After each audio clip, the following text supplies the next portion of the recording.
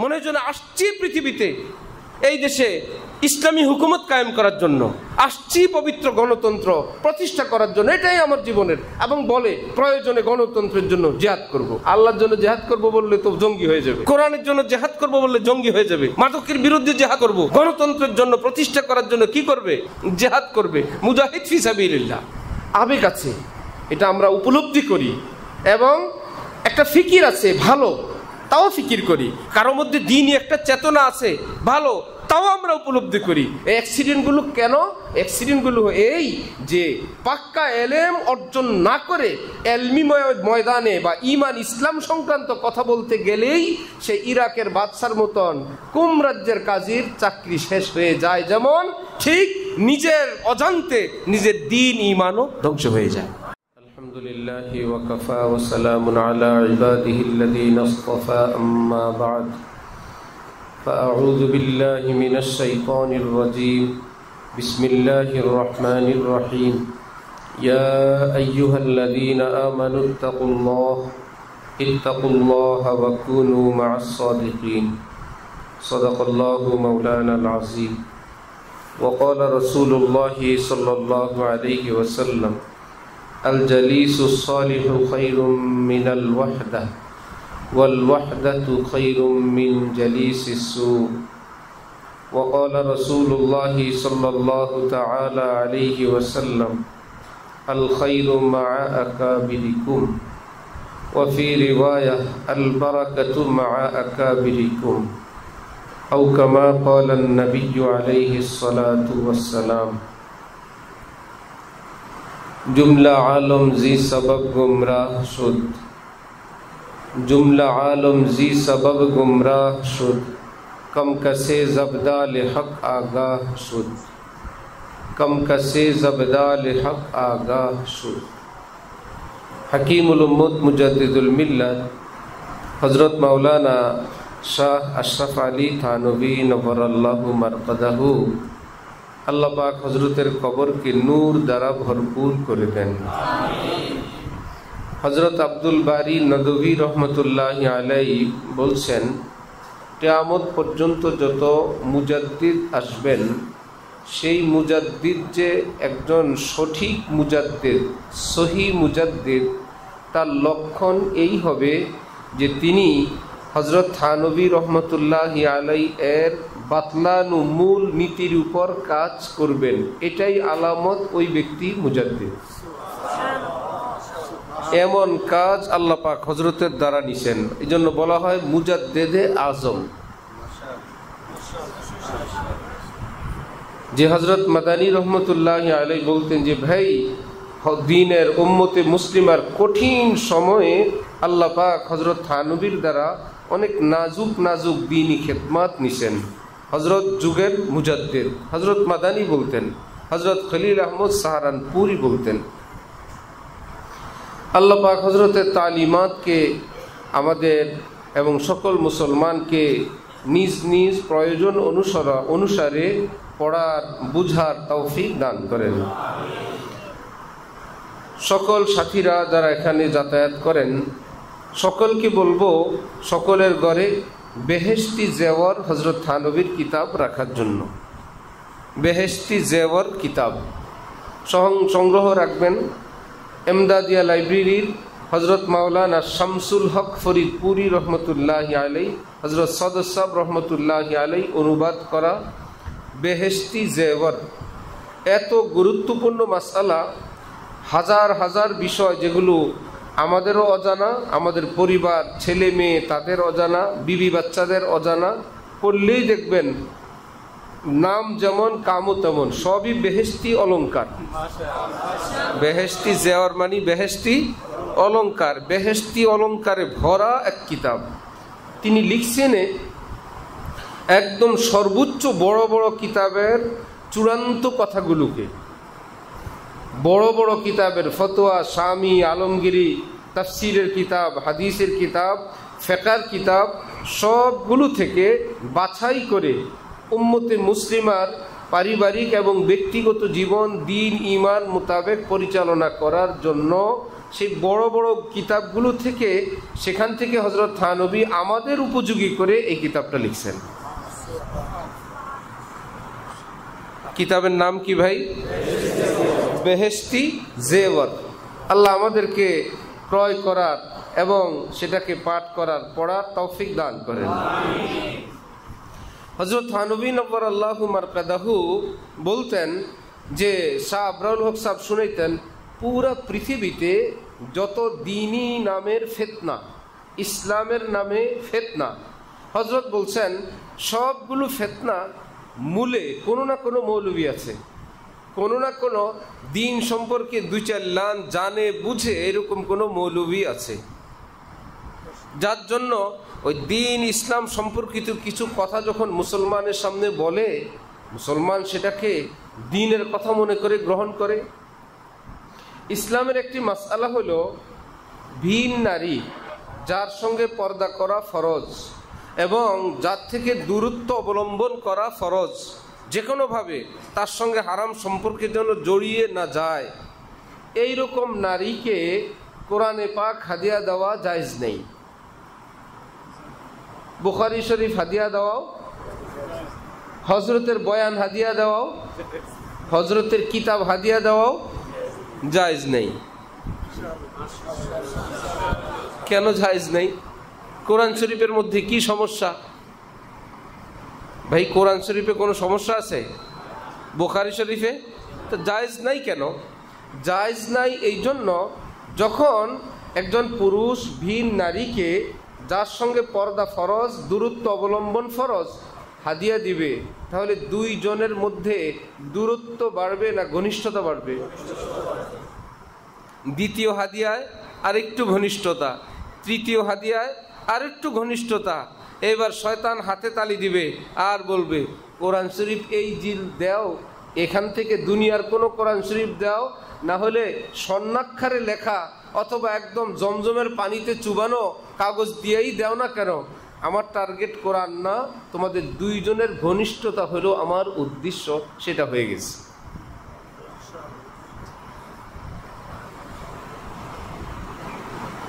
এক বেচারা হযরতওয়ালার সঙ্গে তাআল্লুক, সে বেচারা বলল এইরকম তার এক কাজিন, খালাতো চাচাতো বোন, সে বেচারি যাতে স্কুলে পড়ে কোনো বেপরদার শিকার না হয়, কোনো হারাম সম্পর্কে আক্রান্ত না হয়, কারো কোনো হাত ছানির সে ছানি না হয়, ইত্যাদি ইত্যাদি।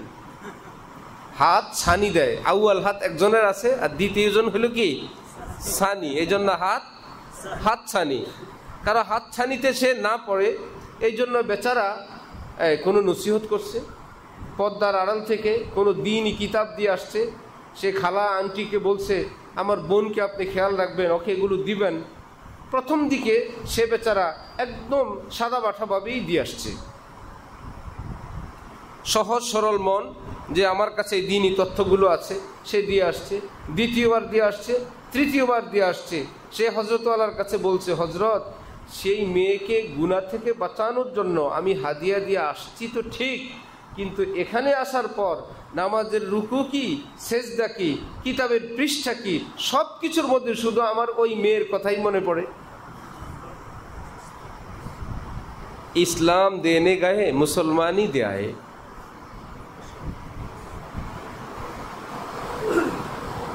ইসলাম দেনে গায়ে মুসলমানই দেয়। আরেকজনকে চরিত্র হেফাজত করতে গিয়ে নিজের চরিত্রের অবস্থা এখন এমন। এটা হলো ইবলিসের চক্রান্ত। কোরআন শরীফে রব্বুল আলামিন বলেন, যায়্যানা লাকুমুশ শাইতান, যায়্যানা লাহুমুশ শাইতান, শয়তান তোমাদেরকে গুনাহ করাবে, গুনার আদলে না, গুনার মোড়কে না, নেকির মোড়কে গুনাহ করাবে। তুমি তো দেখবা নেকি, নেকি করতে বাধা কোথায়? কোরআন শরীফ হাদিয়া দিতে বাধা কোথায়? কিন্তু শয়তানের টার্গেট বহুদূর পর্যন্ত, যে করো, সেটার রেজাল্ট আমি জানি। এক মহিলা এক ছেলেকে তার ছেলে বানাইছে, এমনিতেই জোয়ান মহিলা আর এক জোয়ান ছেলেকে বলল, তুমি আমার ছেলে। এখন ছেলে তার মায়ের কাছে যায়, মা তো মা, এতটা যে মা তাকে ভীষণ আদর করে, ভীষণ মোহাব্বত করে। হযরত ওমর কাছে এসে বলল, এ আমার সব জায়গায় আমি পর্দা করি, কিন্তু আমার একজন মা আছেন এইরকম মা। হযরত বলেন, ইমার্জেন্সি এই মা থেকে আলোক হও, যে কোনো মুহূর্তে কঠিন কোনো বিপদে আক্রান্ত হওয়ার আগে আগে। শয়তান ভাবছে এই দুইজনকে বোন কিংবা আপা কিংবা ভাবি বলে ঘনিষ্ঠ করা যাবে না, ঘনিষ্ঠ করতে হইলে হাতিয়ার হলো তুমি আমার ছেলে, তুমি আমার, আমি তোমার মা। শয়তানের চক্রান্ত দেখছেন? এজন্য বলা হয় ছোট্ট বাচ্চারা যখন কোনো তিক্ত ট্যাবলেট খেতে চায় না, মুরব্বীরা তখন পাকা কলার ভিতরে চেপে দেয়, দিলে চতুর্দিক থেকে পাকা কলা, মুখে দেয় কলা, কলা মিঠা না, শুধু এইটুকুন বলে গিলে খাও, চাবানোর দরকার নেই। মাকসাদ কি? কলা খাওয়ানো না তিতা ট্যাবলেট? তিতা ট্যাবলেট, এর উপরে পাকা কলা। বাচ্চা তো দেখে আমার জিহ্বায় আমি সরাসরি অনুধাবন করছি, আমি বুঝতেছি এটা পাকা কলা, চতুর্দিক থেকে কলা, কিন্তু অভিভাবকরা জানে কলার ভিতরে কি আছে সেটা আমরা জানি, তুমি জানো না। ঠিক ইবলিসের চক্রান্তের সামনে আমার আপনার মতো কেন, জালালউদ্দিন রুমি বলেন, আল গিয়াস আজ ইবতিলায়াত আল গিয়াস শুযযুকুর আজ ইবতিলায়াত আল ইনাস। আল্লাহ আমাকে কোনো পরীক্ষায় ফেলেন না। আল্লাহ আমি পরীক্ষা দিব কি? বড় বড় মানুষরা পরীক্ষা দিতে গিয়ে বীর পুরুষরা বকরির ভূমিকায় অবতীর্ণ হয়ে গেছে, ছাগল হয়ে গেছে, সিংহরা ছাগল হয়ে গেছে, বড় বড় পাহলোয়ানরা চরমভাবে ফেল করছে। আল্লাহ আপনি আমাকে পরীক্ষার সম্মুখীন না করে আল্লাহ আপনি নিজ দয়া আমাকে পার করে দিয়ে দেন। এজন্য নিজেকে বিশ্বাস করা, নিজের উপর আস্থা রাখা শরীয়তে পাকে হারাম। নিজেকে বিশ্বাস করা, নিজের উপর আস্থা রাখা কি হারাম, গুনাহে কবিরা। বরং যত কুধারণা রাখতে পারেন, না কই রা পা যায় না কই গैर आ जाए, हरीम दिल का अहमद अपने हरदम पासेबा रहना। যদি কোনো দিক থেকে বিপদ ঘটলো, যদি এইরকম কিছু ঘটলো, যদি সেরকম কিছু ঘটলো। এবার শুনেন, হাকিমুল উম্মত থানভী নওয়ারাল্লাহু মারকাদাহু বলেন, আমি যখন ট্রেনে সফর করি, কোনো থামানো ট্রেন, পাশে আরেকটা ট্রেন থামানো, আমি আশরাফ আলী এই ভয়ে মাথা উঁচু করে সেই দিকে তাকাই না যদি ওই ট্রেনের জানালায় কোনো মেয়ে মানুষ মাথা বের করে রাখলো। যদি আমি আশরাফ আলীর নজর সেখানে পড়লো, যদি আমি আশরাফ আলীর নজর আর ফিরাইতে না পারলাম, যদি বের করলো, যদি আমি আর আমার নজরও পড়লো, যদি আমি আর নজর ফিরাইতে না পারলাম, তাহলে আমরা কি পৃথিবীতে থাকবো না? দুনিয়ায় কাজ করব না? কাজ করব আল্লাহ আল্লাহ করতে করতে। আমার কোনো এক সেকেন্ডের ভরসা নাই। আল্লাহ আপনি দয়া করলে আমি বাঁচবো, না হলে আমার কোনো উপায় নাই। আমি নিজে গুনাহ থেকে বাঁচবো এই ক্ষমতা আল্লাহ আমাদের কারো নাই। আল্লাহ পাক কোরআন শরীফে বলেন, লা তুজাক্কু আনফুসাকুম। আমি যেন কারো মুখে নিজের পবিত্রতা, নিজের তাজকিয়ার কথা না শুনি। আমি ভালো, আমরা ভালো, আমার দ্বারা এটা অসম্ভব, আমার দ্বারা এটা হবে না, এই কথাগুলো শয়তানের হাতিয়ার। এটা বলে তাকে নিশ্চিন্তে রাখে, তারপরেই তাকে আক্রমণ করে, কঠিনভাবে আক্রমণ করে। আমার দ্বারা হবে না সেটা আবার কি? নাকে যখন দম আছে, আমার দ্বারাও হইতে পারে। এজন্যই তো হাকিমুল উম্মত থানভী বলতেন, আমি আমাকে এই মুহূর্তে পৃথিবীর সকল মুসলমান থেকে নিকৃষ্ট মনে করি, আর মৃত্যু কি হালে হবে জানা নাই। এই আশঙ্কায় আমি আমাকে শিয়াল, কুকুর, সমস্ত প্রাণী, এমনকি অমুসলিমদের থেকেও নিকৃষ্ট মনে করি।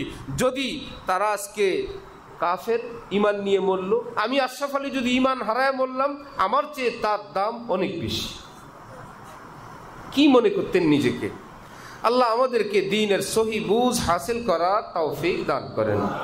তাহলে যে শয়তানের চক্রান্ত এতটা, কাউকে বুখারী শরীফ হাদিয়া দেওয়াও জায়েজ নাই, দ্বীনি কোনো বয়ান হাদিয়াও দেওয়া জায়েজ নাই।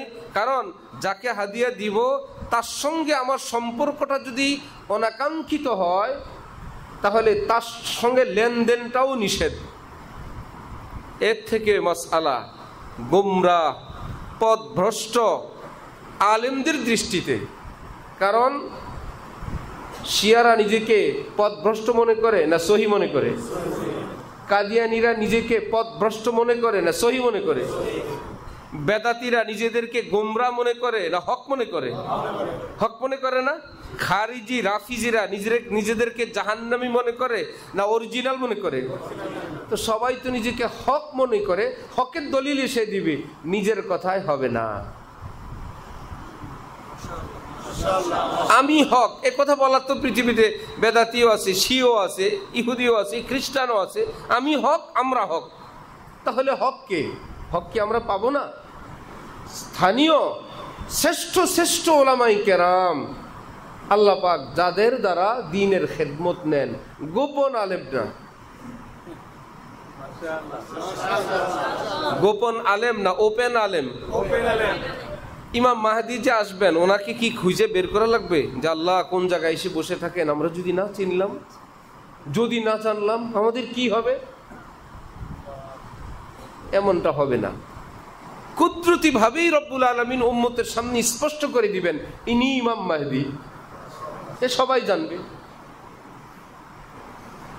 যেমন কবরে যখন নবীজিকে সামনে পেশ করা হবে, উম্মতের কেউ কি নবীজিকে দেখছে এই যুগে? তো সে কেমনে বলবে ইনি আমার নবী? ভাই চিনে রাখলে, একটা চেহারা ছবি থাকলে না বুঝবো। কোন ভণ্ড পীর মেয়ে মুরিদদের সঙ্গে দেখা দেয়, সে বলল এই জন্য আমি যে কিয়ামতে তোমাদেরকে সুপারিশ করব, না চিনলে কেমনে সুপারিশ করবো? হ্যাঁ, পুরুষগুলোকে দেখি, এদেরকে তো আমি সুপারিশ করে নিয়ে যাব, আমার এই মেয়ে মুরিদগুলোকে আমি কেমনে সুপারিশ করব? শুনছেন তো? উম্মত যে কবরের মধ্যে সুয়ালের জবাব দিবে ইনি আমার নবী, পেয়ারা নবী হযরত মুহাম্মদুর রাসূলুল্লাহ সাল্লাল্লাহু আলাইহি, এটা কেমনে দিবে? নাম্বার 2, যেই বেচারা আরবি জানে না, আরবি কথা কেমনে বুঝবে? মান রব্বুক, বাবারে আমি তো আরবি জানি না, আমি বাঙালি, বাঙালির মধ্যে আমি একদম মূর্খ, বাংলাও পড়ি নাই, আরবিও পড়ি নাই। প্রশ্ন করে আমাকে আরবিতে, তখন কি বলবেন? সরি, আমার একটু গুগল ট্রান্সলেশন করে দেন, আপনি একটু অনুবাদ করে বলেন। বলা লাগবে যে আমি তো আরবি বুঝি না, আমাকে একটু বাংলায় বলেন, নাকি সবাই পারবে? পুরো পৃথিবীর সবাই এই প্রশ্নে বুঝবে এবং আরবিতে জবাব দিব। মান রব্বুক, রব্বি আল্লাহ, জবাব দে আরবি। আমাদিনুক দীনি আল ইসলাম, আমার ধর্ম ইসলাম। সুবহানাল্লাহ। আরবি বুঝেবি, বলতে বি পারে, বুঝবার বি পারে, কইবার বি পারে, বুঝতেও পারবে, বলতেও পারবে। এটা কি দেশে শিক্ষা দেওয়া লাগবে যে ভাই 3টা সুয়ালের জবাব? দেখলাম এক বাসের পিছনে, গাড়ির পিছনে 3 সুয়ালের জবাব লেখা। ভাবলাম, ভাবছে যে ভাই এখান থেকে মুখস্থ করে যাও। হ্যাঁ, তো যতই মুখস্থ করে তো বাংলায় হলো, আরবি কি হবে? রব্বুল আলামিন কুদরতি ভাবেই ওই বান্দাকে, ইমানদারকে আল্লাহ পাক এই আরবি বুঝার, আরবিতে জবাব দেওয়ার, নবীজিকে চেনার, নবীজিকে নবী হিসাবে স্বীকৃতি দেওয়ার তৌফিক দিয়ে দিবেন। 3 সুয়ালের জবাব দিলেই আসমান থেকে আসবে সাদাকা আব্দি, আমার বান্দায় পরীক্ষায় পাস, নাম্বার 100। হ্যাঁ ফেরেশতারা, এখানে শোয়াবা না, জান্নাতের বিছানা বিছাও। এই দেশি এই সমস্ত নরমাল কাপড়ে হবে না, জান্নাতি লেবাস পরাও। জান্নাতের সঙ্গে আমার বান্দার কবরের একটা সুড়ঙ্গ পথ করে দিয়ে দাও। আর কবরটা এত ছোট্ট কবরে হবে না, হাঁটু কাইটকুট হওয়ার জন্য তো লাগে, একটু হাত পা মারাও তো লাগবে। আপাতত 70/70 করে দাও, 70 গজ/70 দিয়ে একটা ছোট ফ্ল্যাটের সাইজ করে দাও। হ্যাঁ, 70/70 কত হয়? আরে ভাই 70/70 কত হয়? হ্যাঁ, লা হাওলা ওয়ালা কুওয়াতা, 7 × 7 = 49, 4900 স্কয়ার ফিট। ঠিক আছে হিসাব নাকি? হ্যাঁ, আমি আগে হিসাব করে আসিনি, মাত্র করলাম। 4900 স্কয়ার ফিটের আপাতত কবরের সাইজ। এটা জান্নাতের একটা ব্রাঞ্চ। আল কবরু রাউযাতুম মির রিয়াজিল জান্নাহ, আপাতত জান্নাতের একটা ব্রাঞ্চ। এখানে একটু উনি জান্নাতের বিছানা বিছানো আছে, পোশাক পরানো আছে, জান্নাতের সঙ্গে একটা সুড়ঙ্গ আছে, একটু হাওয়া বাতাস আসে, একটু ফ্লেভার আসে। সুবহানাল্লাহ। আসমান থেকে রব্বুল আলামিন বলবেন একদম পাস। তাহলে সেই সুয়াল জবাব যখন কুদরতিভাবে আল্লাহ জানায় দিবেন, ইমাম মাহদি এবং হযরত ঈসা যখন আসবেন খুঁজে খুঁজে বের করা লাগবে না। আমি যখন ছাত্র, ফরাশগঞ্জ হযরত আলা দামাত বারাকাতুহুমের এক বেচারা খিদমত করতেন, স্যুপ খাওয়ান। তা আমি স্যুপ পাকাই, ওই বেচারা স্যুপের টাকা দেয়। 15 দিন পরে হযরতের এক দেওয়ানা পাগল আমাদের হাজী শফিক সাহেব, আমি গিয়ে টাকা নিয়ে আসি, এনে স্যুপ পাকাই, শেষ হয়ে। ওই পথেই একজন দেখে, দেখতে দেখতে পরিচয় খাতির একটু ইসলামী নলেজ রাখে, আমাকে খুব মুস্কি হাসতে হাসতে বলল, ইমাম মাহদি কবে আসবে? বলেন তো, এরকম এরকম প্রশ্ন করে। আমি বললাম রওনা করছেন তো অনেক আগে, জ্যামের কারণে আসতে পারতেছেন। এত হাসছে, মানে সব প্রশ্নের জবাব হয়ে গেছে তার। আমি একটা কিছু বললে একটা কিছু বলতো, অমুক কিতাবে তো আছে, এসে গেছে, অমুক হুজুর 100 বছর আগে বলছেন ইমাম মাহদির জন্ম হয়ে গেছে। আর আমরাও শুনতেছি, আমরা যখন হিফজ পড়ি 93 সনে, আর সেই হুজুর বললেন ইমাম মাহদির জন্ম হয়ে গেছে। 93তে যদি জন্ম হয়ে যায় তাহলে বর্তমানে কত বছর ইমাম মাহদির? 32 বছর, 32-34 বছর। 100 বছর আগের অনেক আলেমরা বলছেন যে অবস্থা দেশ দুনিয়ার, ইমাম মাহদি আসার টাইম হয়ে গেছে। না না, লক্ষণে বোঝা যায় ইমাম মাহদি মনে হয় কয়েকদিনের মধ্যে আসবে। উনি চাইছিল সে সব টিমিলে আমারে ধরবে। আমি জবাব দিলাম রওনা করছেন অনেক আগেই, জ্যামের কারণেই আসতে পারতেছেন না।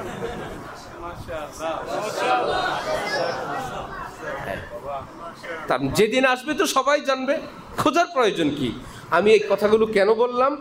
সমাজের মধ্যে গোপন আলেম না ওপেন আলেম? গোপন কোন আলেম হবে না। নবী যদি এসে গোপনেই থাকেন, উম্মত জানবে কেমনে?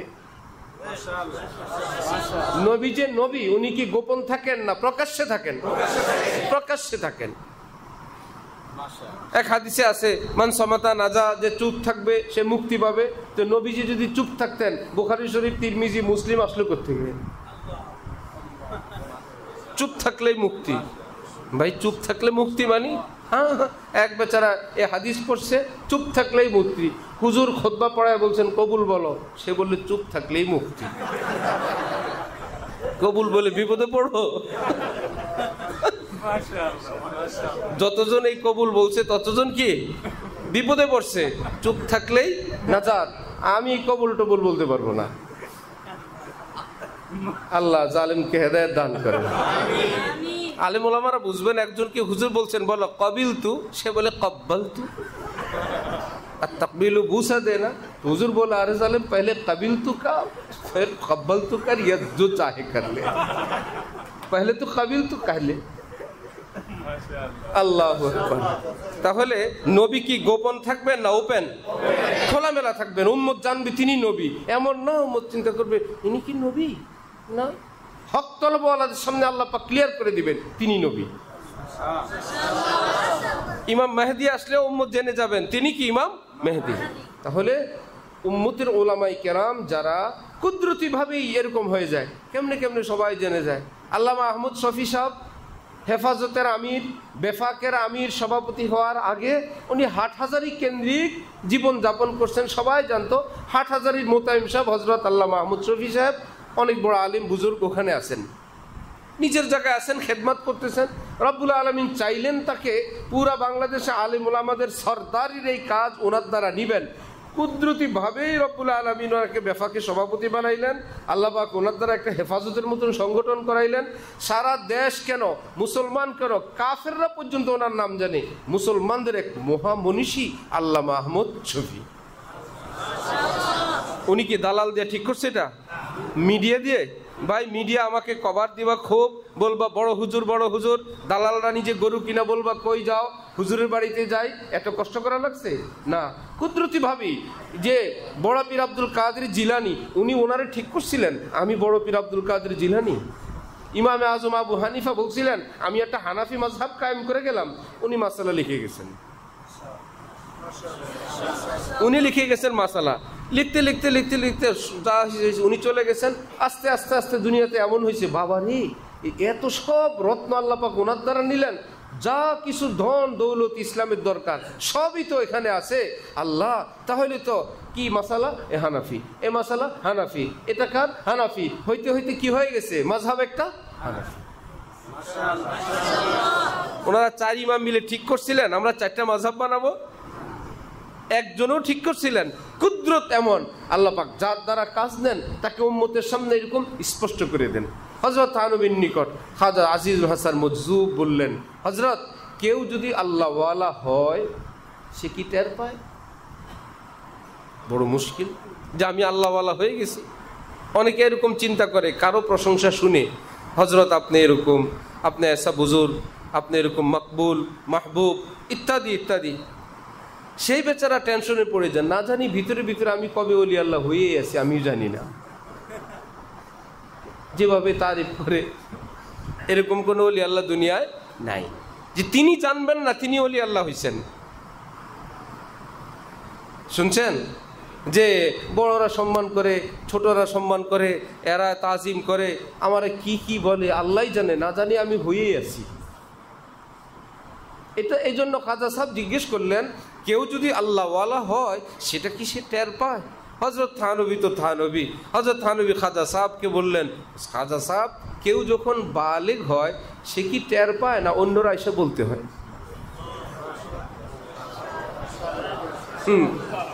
এক সোয়ালের সব সমাধান। সে যখন প্রাপ্তবয়স্ক হয় কেউ এসে তাকে কানে কানে বলতে হয়, তুমি কিন্তু প্রাপ্তবয়স্ক মেয়ে, প্রাপ্তবয়স্ক ছেলে, তুমি কিন্তু সাবধান, এরকম কিছু বলতে হয় না, নিজেই টের পায়। তার শরীরের পশম পশম, গোড়ায় গোড়ায়, রন্ধ্রে রন্ধ্রে যে এক শিহরণ জাগে, সে টের পায় পৃথিবীকে আমি নতুনভাবে দেখছি, আমি এখন আর ছোট না, আমি বড় মানুষ। হযরত থানবী বললেন, দেহ যখন বালিগ হয় মানুষ যেরকম টের পায়, রূহ যখন বালিগ হয়ে আল্লাহওয়ালা হয় তার চোখে মুখে সেটা ফুটে উঠে, নিসবত ইসি কা নাম হ্যায়, নিসবত ইসি কা নাম, উনকি গলি সে আপ নিকলনে না পাইয়ে। আল্লাহ পাক যখন কাউকে বালেগ বানান, আল্লাহ পাক তাকে আল্লাহর মোহব্বতের মারিফতের এক রশি দিয়া বাঁধেন, আমি তোমাকে আর আমার গলি থেকে বের হইতে দিবই না। সে চাইলেও আর গুনাহ করতে পারে না, সে চাইলেও সব ব্লক। আমি না তোকে বন্ধু বানাইলাম, তখনই সে টের পায় যে ঘটনা ঘটে গেছে, যে ঘটনা কি অন্যরকম হয়ে গেছে। ये कौन आया कि धीमी पड़ गई लो शम्ए महफिल की, पतंगों की आवाज उड़ने लगी चिंगारियां दिल की। কে জানি আমার ভিতরে নিজের ঠিকানা বানাইলেন। আসমানে চাঁদ সূর্য আমার কাছে এখন চেরাগের মতন অন্ধকার অন্ধকার লাগে। কি ব্যাপার? সে এখন টের পায়। আগে নেতা খেতা দেখলে কেমন কেমন লাগতো, বড় বড় লাগতো, এখন মনে হয় মিসকিন মিসকিন লাগে। আহারে বেচারা এই বিপদে আছে। হ্যাঁ, হযরত ওয়ালা শুনান না, ওই যে উজানের হযরত কারি ইব্রাহিম সাহেব রহমতুল্লাহি আলাইহির ছেলে কারি মঞ্জুর আহমদ, তো একদম সহজ সরল মানুষ। কে জানি বলছে ওনাদের বাড়িতে বিডিআর আসছে। তো উনি সারা জীবন বিডিআর শুনছেন, বিডিআর কি জিনিস কেমন এটা জানেন না। উনি গেছেন হাঁটতে হাঁটতে, আমি দেখছি ওনাকে, কারি সাহেবকে গেছেন, তো গিয়ে দেখেন যে বিডিআর একটা বিশেষ পোশাকে আছে বেচারা, একজনেরও দাড়ি দুড়ি নাই। তো উনি কাছে গিয়ে বললে, আন্না করে উনি বিডিআর কয়, আন্না করে দাঁই দুই নাই, দাঁই দুই কিচ্ছু নেই, আন্না করে উনি বিডিআর কয়। স্বাভাবিক। তো কোনো এক জেলায় নতুন এসপি গেছে, প্রবীণ এক রাজনীতিবিদ পরিচিত, এমন তুখর, সে হলো মুরব্বী, এখন সে হলো রাজনৈতিক একজন লিডার। তো এসপি তো পুলিশ সুপার, তো সে কম বয়স্ক, ট্রান্সফার হয়ে আসছে, এক অনুষ্ঠানে বসছে, সবাই পরিচয় করাই দিল যে আমাদের এই জেলার এসপি সাহেব। আচ্ছা, তোমারই নিয়ে হাঁটাইছে এসপি বানাই, তুমি তো আর হোলার হমান না, হোলার তুমি তো আর হুতের হমান, হুতের। ও তুই নিয়ে এসপির কলি তো ছোট হয়ে গেছে। আরে বাপ রে, যে কোন জায়গায় আসলাম, তুই নিয়ে আইসো। আল্লাহওয়ালাদের সামনে যত বড় বেটা যাক, ওই বেটা ওহো তোমারই দায়িত্ব দিস। সুবহানাল্লাহ। হযরত ওয়ালা করাচি রহমতুল্লাহি আলাইহির সামনে এক ফ্যাক্টরির মালিক বলল, হযরত আরেকটা ফ্যাক্টরি দিছি, বিশাল ব্যাপার না? হযরত বললেন, হ্যাঁ মাছির পর ডানা আরেকটা গজাইছে। আগে ডানা একটা ছিল, এখন ডানা আরেকটা গজাইছে। পুরা কারখানার বানাইছি মাছির ডানা। ফুটানির কি আছে? টেনশন কতগুলো মাথায় নিছো। আগে ভাত যা খাইতা, এখন কি ডাবল খাওয়া শুরু হবে? আগে কারখানা একটা ছিল, এখন কারখানা দুইটা। আগে জুতা এক জোড়া পরতো, এখন ডাবল জোড়া পরে। টুপি দুইটা পরে, জামা দুইটা করে গায়ে দেয়, একত্রে দুই গাড়িতে চড়ে, এট এ টাইম দুই দেশে যাইতে পারে না। আগের মতোই লাভ হইল কি? কতগুলো স্তূপ বাড়ছে। একজনে হজরতের কাছে এসে বলল, হজরত এত তালা বিল্ডিং বানাইছি। হজরত বলেন, মাশাআল্লাহ, ইটা বালুর স্তূপটা একটু বড় হয়েছে। একতলা বিল্ডিং, ইটা বালু রড সিমেন্ট, এটা দিয়ে তো দোতলা কি জাফরানের না ওই জিনিসের? একই জিনিস একটু বেশি করে স্তূপ করলে এর নাম দোতলা, আর একটু স্তূপ করলে ওটার নাম কি তিনতলা। একটু বেশি করে স্তূপ করছে, এটা উপরের দিকে উঠছে। হজরত বলেন, ও ইটা বালু রড সিমেন্টের স্তূপ একটু বড় করে করছো না? হজরত ছন্দ বলতেন, জব জিয়াদা কামানে লগোগে তো ইহা কম আনে লগোগে। ওটাকে আবার আমরা তো বুঝানোর জন্য কম আনে লগোগে একদম বাঙালি সুরে বললাম। তো হজরতের খাদেম বলতেন, জব জিয়াদা কামানে লগোগে তো ইহা কমানে লগোগে। মিশা বলতেন, জব জিয়াদা কামানে লগোগে তো ইহা কমানে লগোগে। বেশি কামাইতে শুরু করবা, আর দিনই জায়গায় দাওয়াত তাবলীগ আগে যেত, এখনো সময় পায় না। কোনো আল্লাহ ওয়ালার কাছে যেত, এখন আর সময় পায় না। একটু কোরআন শিখতে বসতো, এখন আর সময় পায় না। একটু জিকির মামুলাত আদায় করতো, এখন আর সময় পায় না। আহা, এখন মনে হয় কিছু হয়েছে। এইরকম রোজগার, যেই রোজগারে নিজের দিনই কাজ ব্যাহত হয়, বিশেষ করে দিনই জিম্মাদারি ফারায়েজ ওয়াজিবাত ছুটে যায়, এইরকম রুজি করা জায়েজই নেই। বরং দিন, ঈমান, নিজের আখিরাত, ফরায়েজ ওয়াজিবাত ঠিক রেখে এবার যতটুকুন পারো ইটা বালুর স্তূপ বড় করো। মাসির পর আরো যত বড় করতে চাও, মাসির পর পালতে থাকো। আল্লাহ আল্লাহ আমাদেরকে দ্বীনের হাকিকত বুঝার তৌফিক দান করেন। ইয়া আল্লাহ। তো হাকিমুল উম্মত হযরত থানভী নব্বরাল্লাহু মারকাদাহু বলেন, এই পৃথিবীতে যত ফিতনা দ্বীনের নামে, সব কাদের দ্বারা? ইংরেজি শিক্ষিত দ্বারা না মৌলবীদের দ্বারা? যে বেচারা আয়াত পারে না, কিছুই পারে না, অনুবাদ পারে না, এই বেচারা ইসলামের নামে মার্কেটে আসলে কিছু চলবে না। তাকে মার্কেটে আসতে হবে ইসলামের কোনো একটা সাইনবোর্ড নিয়ে। সে খারিজি হোক, রাফিজি হোক, কাদরিয়া হোক, মুরজিয়া হোক, শিয়া হোক, বেদাতি হোক, ইহুদি হোক কিংবা কাদিয়ানি হোক, তাকে আসতে হবে মুসলিম সমাজে ইসলামের কথা নিয়ে। ঠিক না? হযরত জালালউদ্দিন রুমি রহমাতুল্লাহি আলাইহি বলেন, এই বেচারারা তো কিছুই জানে না, এমন এক সমাজে গিয়ে ইসলামের কথা বলা শুরু করলো। আর এরা বিস্তারিত না জেনে যেই বলে ইসলামের কথা, তার কথাই মানা আরম্ভ করলো। বলে এই জন্যই মুসলমানরা এত ভাগ বটোয়ারা হয়ে গেল। এইটুকুন খোঁজ নিল না, যেই ব্যক্তির থেকে আমি ইসলাম নিচ্ছি, ইসলামের ক্ষেত্রে এই ব্যক্তির শরীয়তের দৃষ্টিতে আলেম ওলামাদের কাছে তার মর্যাদার স্তর কি। আলেমরা যদি বলে দেন নাথিং, ওই যে বললাম, শিয়াও বলবে হক, কাদিয়ানি বলবে হক, ভণ্ডও বলবে হক, বেদাতিও বলবে হক, তাহলে বাতিল কে? এই বাতিল কে এই কথাটা ঠিক করবে? একে অপরকে তো বাতিল বলেই। কোন দুই মৌলবী রাতের বেলা কোনো ঘরে ছিল, ঝগড়া লাগছে, একটা আরেকটারে কি বলছে? গরু। বলছে তুই ছাগল। বাড়িওয়ালা সকালবেলা দুজনের জন্য ব্রেকফাস্ট নিয়ে আসছে, কিছু ঘাস আর কাঁঠাল পাতা। কি ব্যাপার? বললো আপনারা তো দুজন রাত্রে বলছেন। একজন বললেন গরু, তো যে গরু তার জন্য এই ঘাসগুলো আনছি, আর যে ছাগল তার জন্য কাঁঠাল পাতা নিয়ে আসছি। নিজে নিজের হক আর আমি আরেকজনকে বাতিল, এটা বললে হবে না।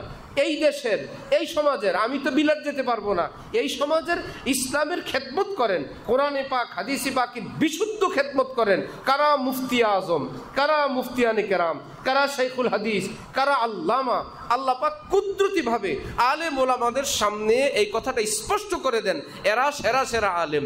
রাসূলুল্লাহ সাল্লাল্লাহু আলাইহি ওয়াসাল্লাম বলেন, সাধারণ মানুষের জিম্মাদারি আলেমের পিছনে চলা, আলেমের জিম্মাদারি আকাবের আসলাফ এই বড় আলেমদের পিছনে চলা। আর বড় আলেমরা তো চলছেন রাসূলুল্লাহ সাল্লাল্লাহু আলাইহি ওয়াসাল্লামের পিছনে। আমার ভাই মাঝে মাঝে দেখবেন লঞ্চের সঙ্গে নৌকা বেঁধে দেয়। নৌকার আর কি চালানো লাগে? লঞ্চ বরিশাল, নৌকাও কোথায়? বরিশাল। কষ্ট করে একটু বাঁধছে শুধু। এই জন্য সাধারণ মুসলমানদের ডিউটি হলো, আপনি আপনার জায়গায় আল্লাহ পাক আপনাকে যতটুকু বিবেক দিলেন, এখান দিয়ে আপনি নামাজ শুরু করেন, এইখান দিয়ে আপনি হালাল খাওয়া শুরু করেন, এখান দিয়ে আপনি আল্লাহর কাছে একজন হক্কানি আলেম, সহি আলেমের সন্ধান দেন। আপনার মহল্লায়, আপনার রেঞ্জে দেখবেন কিছু আলেম, এদের থেকে জিজ্ঞাসা করেন এই দেশে শ্রেষ্ঠ শ্রেষ্ঠ আলেম আল্লাহওয়ালা কারা। 2 ধাপেই পৌঁছে যাবেন শ্রেষ্ঠ জায়গায়। আপনার এলাকায় যে আলিম ওলামারা আছেন আপনি তাদেরকে খোঁজেন, আর তাদের থেকে জিজ্ঞাসা করেন যে হক্কানি আলিম ওলামা শ্রেষ্ঠ শ্রেষ্ঠ 5-7 জনের নাম বলেন তো, ফটফট করে বলে দিবেন। এইবার আপনার স্থির হয়ে গেল, আচ্ছা আমি তো জানতাম না কারা। এটাই আমাদের গুমরাহির কারণ। অথচ অমুসলিমরা জানে না তাদের ঠাকুর কারা, কোন জায়গায় তাদের মন্দির তারা জানে না, এই দেশে কোথায়, ভারতে কোথায় জানে না, খ্রিস্টানরা জানে না এই দেশে তাদের উপাসনালয় কোথায় জানে কি না, বৌদ্ধরা জানে না তাদের ধর্মগুরু কারা জানে না। কে জানে না? শুধু মুসলমান জানে না। আমি দৌড় দিয়ে কোথায় যাব? যেই হজরত হক বললে হক, বাতিল বললে বাতিল, এইরকম হজরত এইরকম আলেম মুসলমান চিনে না। চিনি কাকে? একজনে হক বলে, আরেকজনে বাতিল বলে, একজনে সহি বলে, আরেকজনে ভণ্ড বলে, এইরকম বলে। এখন দূরে বসে বসে বলে, ভাই আমরা কাকে মানবো? ওনারা তো একজন আরেকজনকে ভালো মন্দ বলে, আমি কাকে হক বলবো? এই হতাশা শুনতেই থাকি যে হুজুর কোনটা হক, কোনটা হক। এই যে আমরা হক চিনতে পারলাম না, কোথায় হক ঠিকানা এটা জানতে পারলাম না। যে ভাই হাট হাজারির ঠিকানা একটা হকের ঠিকানা, ভাই জামিয়া রহমানিয়া একটা হকের ঠিকানা, যাত্রাবাড়ি মাদ্রাসা একটা হকের ঠিকানা, ঢালকানগর একটা হকের ঠিকানা, নিজ নিজ এলাকায় বগুড়া জামিল একটা হকের ঠিকানা, রংপুর জুম্মাপাড়া একটা হকের ঠিকানা। এরা যদি বলে দেন এই অঞ্চলে এটা ভণ্ড, এটা বেদাতি, এটা কুফরি, এটা কাদিয়ানি, যত জিকির করুক, যত তেলাওয়াত করুক, এটা সহি আকীদা না।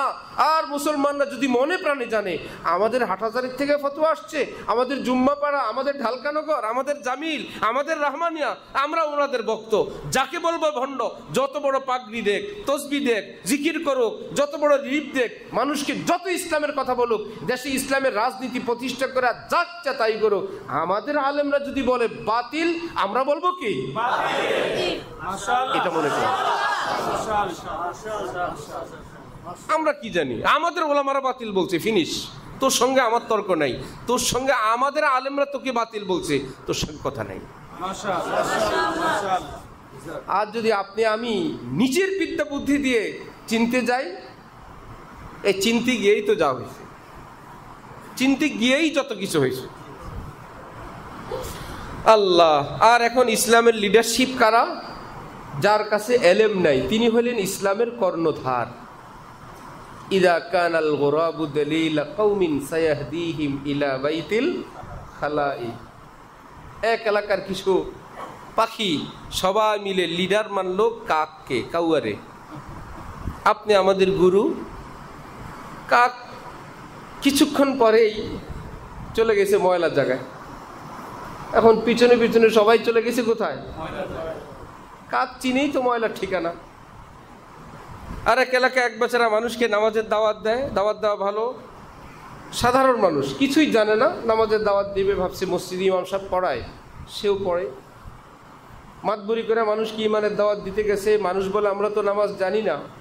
সে বলল ইমাম সাহেব যা করবে তোমরা তাই করবে, এটা পারবে না, এটা পারবো, এই বলে মসজিদে নিয়ে আসছে। এসে দেখি ইমাম সাহেব নাই। উনি যাদেরকে দাওয়াত দিয়ে আনলেন তারা তো কিছুই জানে না। আর উনি তো বললেন আরে নামাজ সহজ, ইমাম যা করবে তাই করবা। তো তাদের দৃষ্টিতে উনি বড় হুজুর না? সবাই মিলে ওনাকে ইমাম বানায় দিছে। সে তো কিছুই জানে না। আর সে আগেই শিখাইছে নামাজ মানে কি, ইমাম যা করবে তাই। এরা তো আর কখনো নামাজ পড়েও নাই, নামাজ দেখেও না। এখন বিসমিল্লাহ বলে আল্লাহু আকবার বলে দাঁড়াইছে, সবাই আল্লাহু আকবার বলে দাঁড়াইছে। এখন তো টেনশন, সূরা পড়বে না কেরাত পড়বে না কি করবে। হালকা একটু ডানে তাকাইছে, সবাই কি অবস্থা, মুসল্লিরা সবাই ডানে তাকাইছে। এবার হালকা একটু বায়ে তাকাইলো, কি হাল, সবাই বায়ে তাকাইছে। গ্রাম দেশের ভাঙ্গা মসজিদ, সে ভাগার জন্য পালানোর জন্য এক কদম আগাইছে, সবাই এক কদম আগাইছে। এবার এক দুই কদম করে হাঁটে, সবাই ওই মাপে মাপে হাঁটে। দিছে দৌড়, সবাই দিছে দৌড়।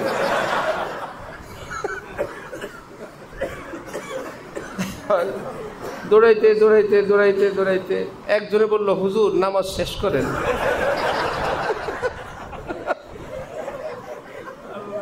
ইমাম যদি এক অবস্থা হয়, বলল হুজুর আর পড়া লাগবে না, আল্লাহর হস্তে নামাজ শেষ করে।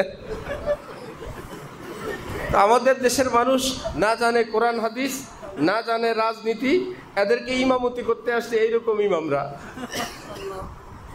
বুঝেন নাই? এখন বেচারা তো কিছুই জানে না, এখন বলা লাগে আল্লাহর হস্তে সালাম ফিরান, যে নামাজ শেষ করে। আরেক বাবা প্রাইমারি স্কুলের মৌলবী টিচার, ধর্মীয় শিক্ষক, সে তার ছেলেকে বলল তুমি কেমন আলেম হতে চাও? ছেলে বলল আব্বা আপনার মতো। একদম দুই গালে থাপ্পড় লাগাই দিছে। শয়তান, কি হলো বাবা? বলল নিয়ত বড় করতে হয়, এর মধ্যে যা পাওয়া যায়। আমি যখন পড়াশোনা করি আমার নিয়ত ছিল হজরত আলীর মতন আলেম হওয়ার। এত বড় টার্গেট নিয়ে পড়াশোনার পর আমি পাইলাম প্রাইমারি স্কুলের ধর্মীয় শিক্ষক, আর তোমার টার্গেট হইলাম আমি, তুমি কি হবা? আচ্ছা সেই ছেলেটা যাই হইল কিছু তো শিখবো, বাবা যেহেতু পড়াইছে। এই ছেলের ছেলে কি হবে যদি সেই ছেলে বলে আব্বা আপনার মতো?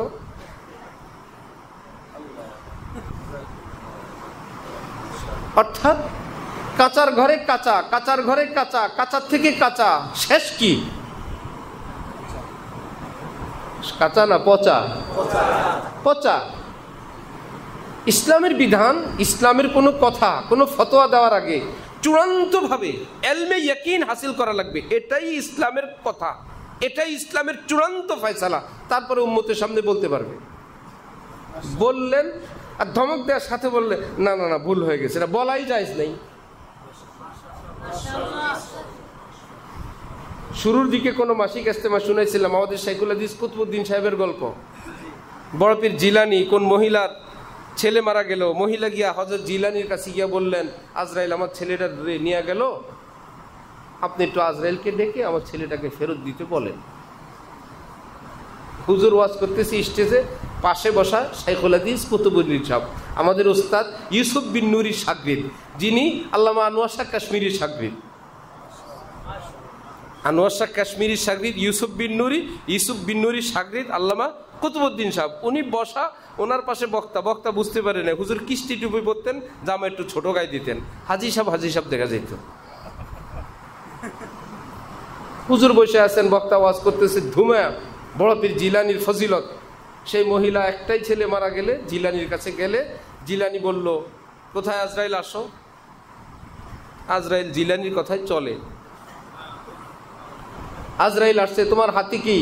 রুহের বস্তা, রুহের ব্যাগ, মানে সারাদিন যে রুহগুলো কবজ করলো এগুলো নাকি আজরাইলের সাথেই থাকে। আরেকটা মিথ্যা কথা, আজরাইল সাথে রাখে নাকি? জান্নাতি হলে জান্নাতের ফেরেশতা, জাহান্নামী হলে ফিনিশ, উনি শুধু কবজ করে, সাথে সাথে নিয়ে যায়। আরেকটা মিথ্যা কথা। তারপর বলল এই ছেলের রুহটা ফেরত দাও। আজরাইল বলছে না, দেওয়া যাবে না। একদম বড় পীর জিলানী রাগ করে আজরাইলের হাত থেকে ব্যাগটা এনে ছেড়ে দিছে। যতগুলো ছেলে ওই দিন মারা গেছিল, ছেলে মেয়ে সব জীবিত হয়ে গেছে। সবাই তো বলে সুবহানাল্লাহ। শাইখুল হাদিস কুতুবউদ্দিন সব পাশে বসে, এই ব্যাককল ওটা কই পাইছস? ধমকের চোটে তো বুঝে ফেলছে, বাবারে এটা তো কোনো হাজি গাজির ধমক না, এই ব্যাককল তুই কই পাইছস এটা? এখন বলো আমি এটা শুনছি। শোনা কথা কেন বললি? হুজুর আমি আর বলবো না, মাইকে বল। এইরকম শোনা কথা যেটা ধমকের চোটে নাই হয়ে যায়, এটা এলেম না, এটা বয়ান করা জায়েজ নেই। ধমক দিলে আর নাই, এবং অশুদ্ধ কথা। আরেক জায়গায় ওই বক্তার আরেক বক্তা হযরত আলীর নাম নিয়ে আলী রে বলে এমন জোরে টান দিছে যে নবী বললেন আলী রে। যাত্রাবাড়ি হযরত ছিলেন পাশে, বলে আলী কি তোর ছোট ভাই? হযরত আলী বল। ওই বেচারা তো পায়জামা খারাপ হয়ে গেছে। আলেম মানি তো আলেম হওয়া চাই ভাই। এলমে দ্বীনের খেদমত কারা করবেন? ওলামায়ে কেরাম। এখন যে কেউ নেমে গেছে এলমে দ্বীনের খেদমত করার জন্য, এলমের বয়ান করার জন্য, উম্মতকে এলেম দেওয়ার জন্য। দিতে গিয়া যা হচ্ছে তো হচ্ছে। নিজের ধর্ম অন্যের ধর্ম সমান বানায় ফেলতেছে, রাজনীতি এবং গণতন্ত্রের জন্য যা ইচ্ছে তাই বলতেছে। একটাই কারণ, আবেগ আছে, এলেম নেই। কি বলে তার অর্থ নিজেও জানে না। ইরাকের এক বাদশা নতুন কবি হয়েছে, 2 লাইন কবিতা লিখছে, আইয়ুহাল কাজী বিকুম কদ আযালনাকা ফাকুম। এইটুকুন মিলাইতে পেরে সে মহা খুশি। কিন্তু এর মধ্যে তার একটা রাজ্য আছে কুম, সেটার নাম এখানে আসছে। এই কবিতার 2 লাইনের মধ্যে কুম রাজ্যের কথা আসছে, সেখানের কাজীর কথা আসছে। খুশির চোটে লোক মারফতে তার কাছে এটা পাঠাইছে যে বাদশার পক্ষ থেকে এটা আসছে। কাজী বেচারাই চিঠি পড়ে কান্না করতে করতে বাদশার দরবারে আসছেন, হজরত আপনি আমাকে অসন্তুষ্ট হয়ে চাকরিচ্যুত করলেন, আমাকে মাফ করে দেন। কবে চাকরিচ্যুত করলাম? এই তো আপনি লিখছেন আইয়ুহাল কাজী বিকুম, কুম রাজ্যের কাজী সাহেব, কদ আযালনাকা, আমি তোমাকে চাকরিচ্যুত করলাম, ফাকুম, তুমি সিট ছাড়ো। বাদশা বলতেছে, বাবা আমি তো অর্থমর্থ জানি না, আমি এমনি লিখছি আর কি, অর্থ যে এটা হয়েছে আমি তো জানি না। বুঝেন নাই? যারা রোজার সাথে পূজা মিলাইছে, অর্থ যে কি দাঁড়াইছে জিজ্ঞেস করলে বলবো আসলে তো আমি জানি না। এ বলতে গিয়া কুম রাজ্যের কাজীর চাকরি চলে গেছে, আমি যে রোজারে পূজা বলতে গিয়ে আমার ইমান চলে গেছে, সরি আমি তো জানি না। না জানলে কি ইমান যাবে না? ইমান গেলে কি মুসলমান আর কাফেরের মধ্যে বিবাহ থাকে? তাহলে বিবি বেচারি তো মুসলমান, স্বামী হয়ে গেছে অমুসলিম, বিবাহ শেষ। বিবাহ শেষ হলে স্বামী স্ত্রীর সম্পর্ক জায়েজ না হারাম? হারামের ঘরে সন্তান হলে কি জাদা? কোথায় চলে গেছেন? মনে হয় যেন আসছি পৃথিবীতে এই দেশে ইসলামী হুকুমত কায়েম করার জন্য, আসছি পবিত্র গণতন্ত্র প্রতিষ্ঠা করার জন্য, এটাই আমার জীবনের। এবং বলে প্রয়োজনে গণতন্ত্রের জন্য জিহাদ করব। আল্লাহর জন্য জিহাদ করব বললে তো জঙ্গি হয়ে যাবে, কোরআনের জন্য জিহাদ করব বললে জঙ্গি হয়ে যাবে, মাদকের বিরুদ্ধে জিহাদ করব, গণতন্ত্রের জন্য প্রতিষ্ঠা করার জন্য কি করবে? জিহাদ করবে, মুজাহিদ ফি সাবিলিল্লাহ। আবেগ আছে, এটা আমরা উপলব্ধি করি, এবং একটা ফিকির আছে ভালো, তাও ফিকির করি। কারোর মধ্যে দ্বীনি একটা চেতনা আছে ভালো, তাও আমরা উপলব্ধি করি। এই অ্যাক্সিডেন্টগুলো কেন? অ্যাক্সিডেন্টগুলো এই যে পাক্কা এলেম অর্জন না করে এলমি ময়দানে বা ইমান ইসলাম সংক্রান্ত কথা বলতে গেলেই সে ইরাকের বাদশার মতন কুম রাজ্যের কাজীর চাকরি শেষ হয়ে যায়, যেমন ঠিক নিজের অজান্তে নিজের দ্বীন ইমানও ধ্বংস হয়ে যায়। তাহলে আমরা কি গোপন আলেমের অনুসারী না ওপেন? আমরা চিনব আমাদের চোখে না আলেমের চোখে? আলেমরাই বলবেন উনি বড় আলেম। আমি যদি বলি না হজরত আমাদের এলাকায় আরেকজন বড় আলেম আছে, কেন? আল্লাহ, হজরত 110 কেজি ওজন, এমনি বড় আলেম হয়? ওজন দিয়ে বড় আলেম হয়? আরে হজরতওয়ালা শুনেছেন, এক বেচারা বলল আমার হজরত এত বড় আল্লাহর ওলি ছিলেন, কিভাবে? একটা বদনা দিয়ে উনি ইস্তিনজা যেতেন, তারপরে এই বদনা ভরে উনি উজু করতেন, তারপরে এই বদনা ভরে খাওয়ার সময় দস্তরখানে পানি খেতেন। এটা কি আল্লাহর ওলি হওয়ার দলিল? মুরিদ বেচারা ভাবছে এক বদনা যেহেতু 3 কামে আসছে, এটাই ওলি আল্লাহর দলিল, খবিস হওয়ার দলিল। আরে ওলি আল্লাহ আমার সামনে এক বেচারাকে ধমক দিচ্ছে, একই দস্তরখানে হালকা নাস্তা, কোন পীর সাহেবের খলিফা, মাদ্রাসার বড় হুজুর, আমি সহ বসা, এক ঔষধ কোম্পানির এক বড় কর্মকর্তা, সেই বেচারা সহ বসা, পানি আনলে ওই বেচারা ইংরেজি শিক্ষিত মানুষ বললেন পানিটা কি ফুটানো? হুজুর কেবলা যে আপনারা যে 110 কেজি দিয়ে বুজুর্গ, সেটা বললো আরে মিয়া খান, আল্লাহর উপর তাকুল করে খান, আপনারা আছেন ফুটানোর তালে। আমরা ছাত্র জমানায় বিশাল বড় এক দিঘি, পুকুরের মধ্যে আমরা গোসল করতাম, ওটার পানি খাইতাম, ওটার এক পাশে খোলা বাথরুম ছিল। নাম্বার 2, দেশ গ্রামে পুকুরের মধ্যে মানুষ বাচ্চাগো পায়খানা ধোয় না, বলো ওই পুকুরের পানি দিয়ে তো গোসল হয়, ভাত মাছ রান্না করে, কিছু হয়? ফুটান লাগে, খান। এই বেটা তো ইতস্ত, এটা যাই খাইতাম, এখন তো আরো ঝামেলা যোগ দিচ্ছে। দ্বিতীয়বার আসবে আর এখানে যদি আসলে বলবে হজরত আমি রোজা, ঠিক না? অথচ এটাকেই কিছু মূর্খ লোক মনে করবে আল্লাহ কত বড় আল্লাহর ওলি, একই বদনা দিয়ে 3 কাম সারতেন। আল্লাহ হজরতের জীবনে একটা চিরুনি কি জিনিস হাতে নেয় নাই, যার জন্য দাড়িগুলো জটলা ধরে পান খায়, হজরতের মুখ থেকে পান পড়তে পড়তে দাড়ির ভিতরে পর্যন্ত পান আটকায় রয়েছে, এত বড় আল্লাহর ওলি। আল্লাহর ওলি কে এটা আমরা ঠিক করবো না, আলেমরা ঠিক করবেন? আরে মিয়া তোমরা শুনো, ঢাকায় আছে সে বেড়ি বাঁধে মাঝে মাঝে, একদম জন্মদিনের পোশাক পরে এক আল্লাহর ওলি হাঁটে। ঢাকা বড় বড় কলেজ ভার্সিটির ছেলে মেয়েরা তার পিছনে ঘুরতে থাকে, হাঁটতে থাকে, সে হাঁটতেছে, এই আল্লাহর ওলির পিছনে অনুসারীরা হাঁটতেছে, ভক্তরা। পেশাব করলে সামনে গিয়া বাটি ধরে, পায়খানা করলে পিছন দিয়ে গিয়া চিলুঞ্চি ধরে। কোথায় চলে গেছে মুসলমান?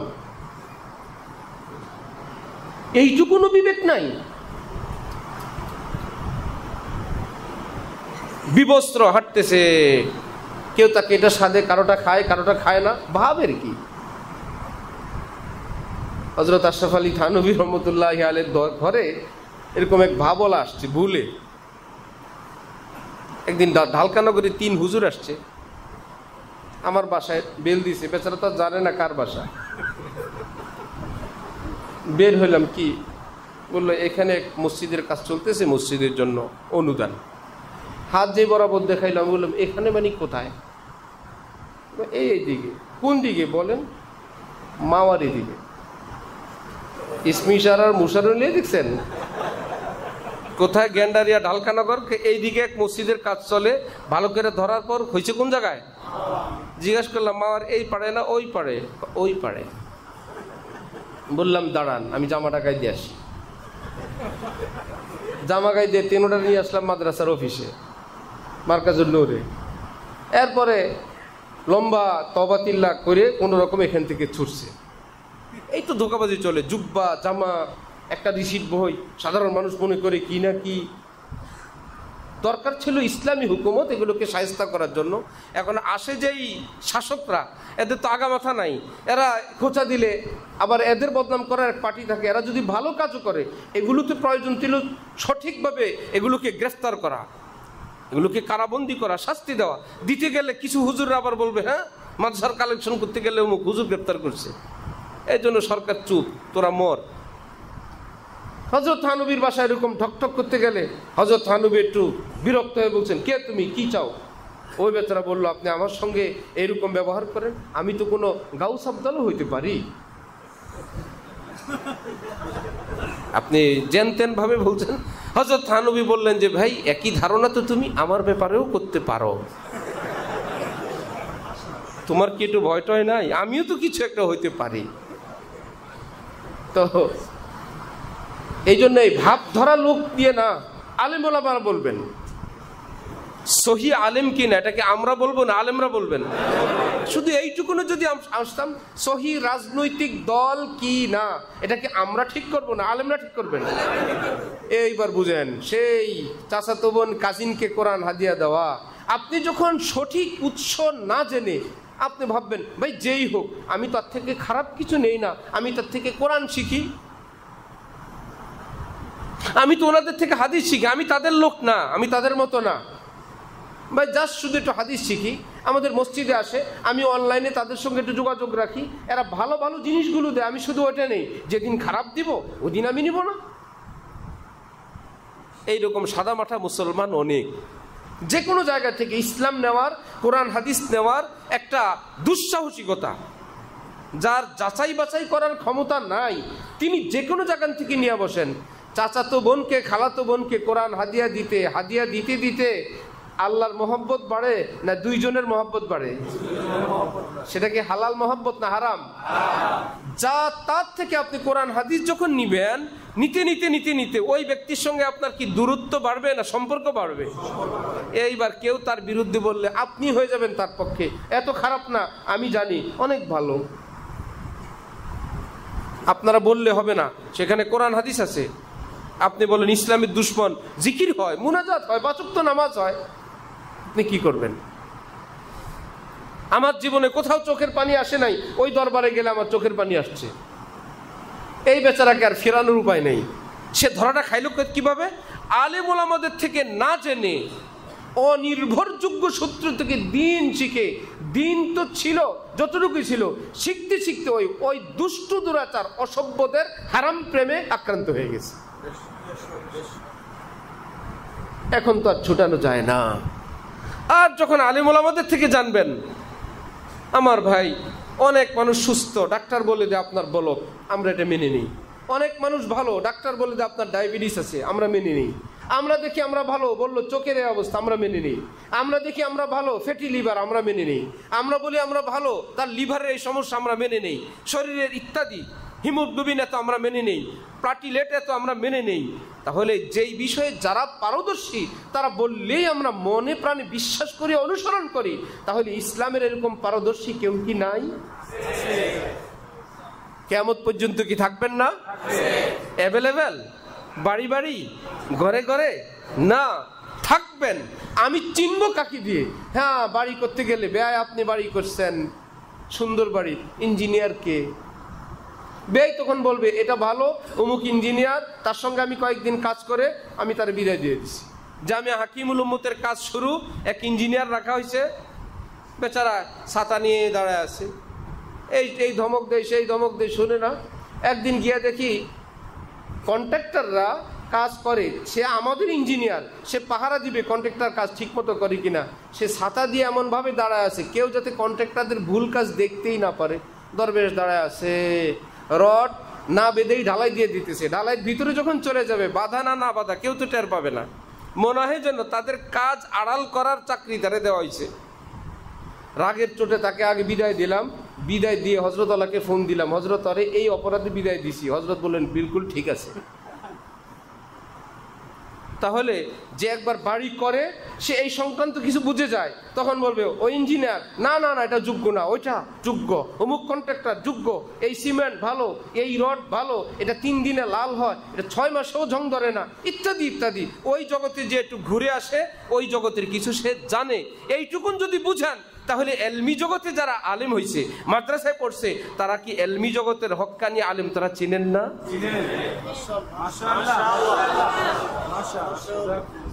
আপনি কেন নিচে নামেন?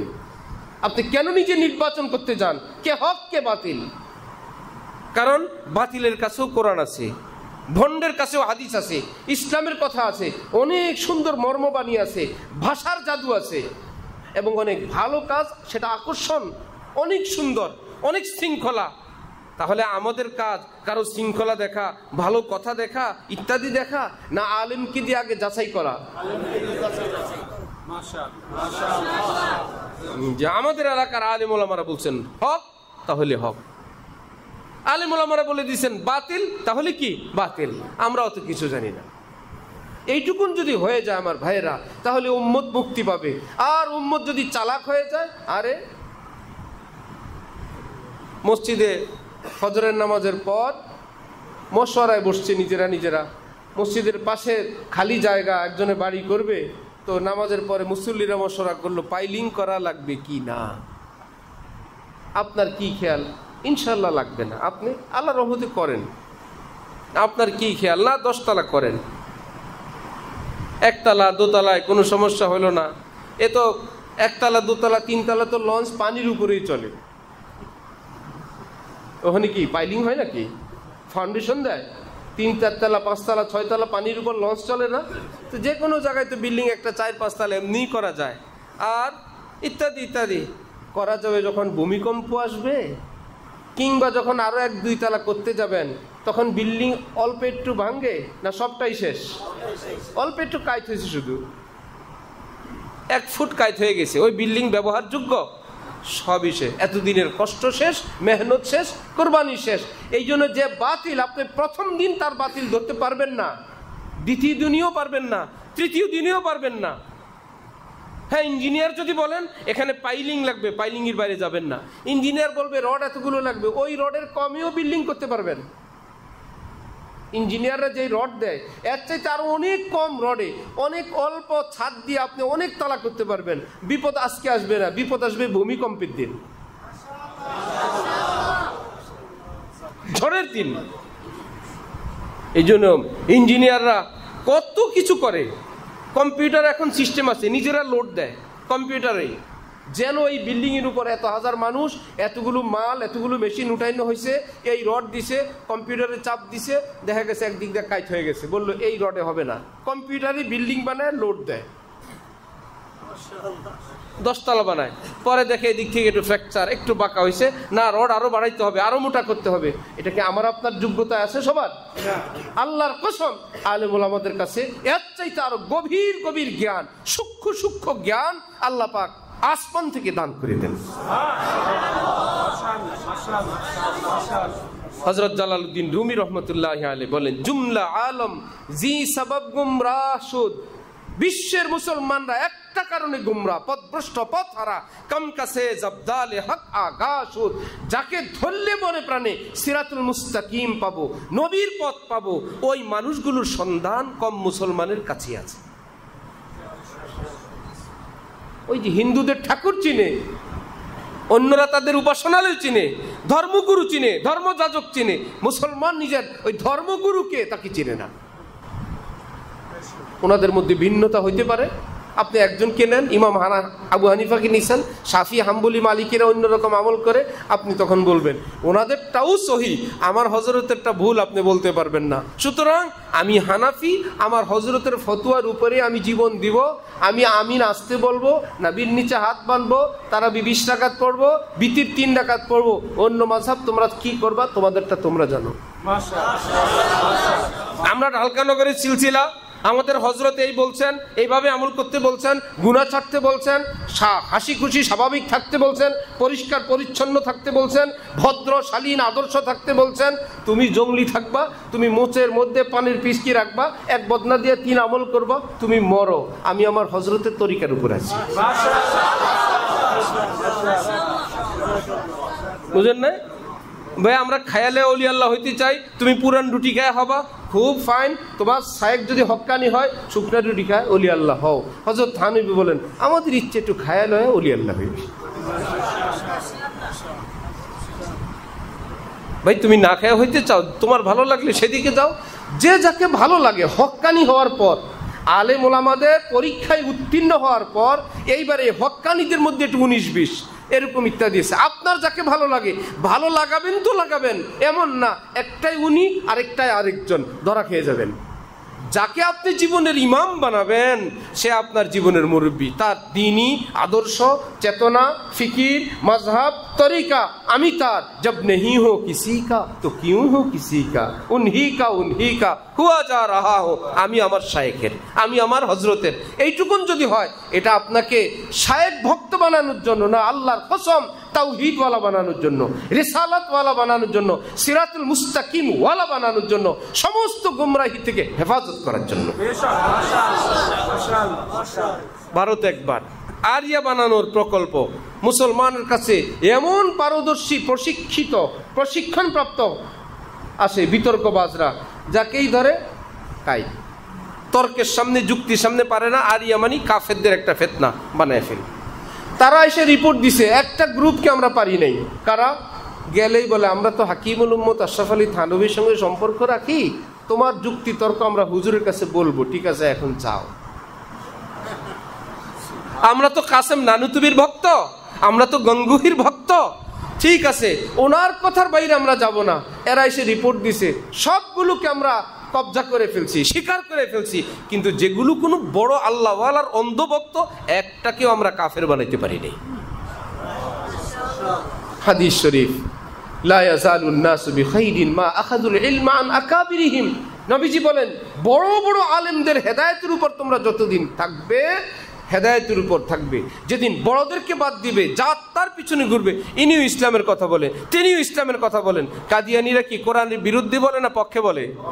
ভাষণ যখন দেয় যান ইউটিউবে চ্যানেলে হাজারো কাদিয়ানির কথা আছে, নিয়মিত শুনলে আপনিও কাদিয়ানি হয়ে যাবেন, ইহুদি হয়ে যাবেন, খ্রিস্টান হয়ে যাবেন, কারণ যাচাই করার যোগ্যতা আপনার নেই। আল্লাহ আমাদেরকে মুসলিম জাহানকে হেফাজত করবেন। আল্লাহ কিছু নীতিমালা আছে, কিছু সিরিয়াল আছে। ভাই কেউ নামাজের কথা বলে, নামাজ নামাজ নামাজ নামাজ, আরেকজন পাশ থেকে বললো ভাই নামাজের আগে উজু। এখন এতদিন মসজিদে মানুষ যেত শত শত, উজুর কথা বলাতে এখন কেউ যায় উজুর দিকে, আর উজু করতে করতে অনেকে জামাতে আসে না। আগের নামাজওয়ালা বললো মিয়া আপনি উজু শুরু করছেন আবার, এতে করে তো মুসল্লি কমে গেছে। হ্যাঁ মুসল্লি তো কমছে ঠিক, আগের গুলোর যে নামাজ হইতো না, এখন যারা নামাজ পড়ে তাদের নামাজ হওয়ার ব্যবস্থা হয়েছে, এতে করে যদি কমও হয় এটা কি খারাপ না ভালো? বললেন আমি নামাজের দাওয়াত দিয়ে আপনি আবার ডিস্টার্ব করেন। ইসলামের এরকম কিছু নীতিমালা আছে আগেরটা আগের। অজু ইস্তিনজার মধ্যে সিরিয়াল, ইস্তিনজা কি এগুলো অনেক সিরিয়াল, অজুটা আগে করে নেবেন পরে ইস্তিনজা। যত সিরিয়ালে হোক যত কষ্টই হোক, জামাত যদি চলেও যায় কিছুই করার নাই, ইস্তিনজার চাপ দিছে চোখে, মসজিদের পাশে দাঁড়ায় দাঁড়ায় ইমাম সাহেবের একামত শুনছে, ইমাম সাহেবের 4 রাকাত শুনছে, এই মাত্র ইস্তিনজা সিরিয়াল পেয়েছে। কি গুনাহ হবে? কেন এত বড় জামাত তো তরক করলো? আপনি অজুটা করে নামাজে আসতেন, নবীজি বলছেন মাকরু। আল্লাহ তোর জামাতে ঠেকে নাই যে পেটের ব্যথা নিয়ে আসলেও জামাতে আসা লাগবে।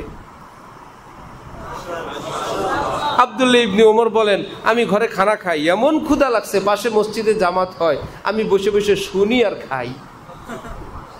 ইবনে ওমর বলেন লা আন তাকুনা আকলি কুল্লুহা সালাতান খায়রুম মিন আন তাকুনা সালাতি কুল্লুহা আকলান। আমি জানি আমি খাওয়ার ভিতরে থাকবো আর নামাজের জন্য আফসোস করব, হায় নামাজটা পেলাম না, জামাতটা ধরতে পারলাম না, এটা আল্লাহর দৃষ্টিতে উত্তম। নামাজে গিয়ে হায় খাইতে পারলাম না, হায় পেট মোচড় দিতেছে, হায় রে খানা জানি থাকি কিনা, ওটার চেয়ে।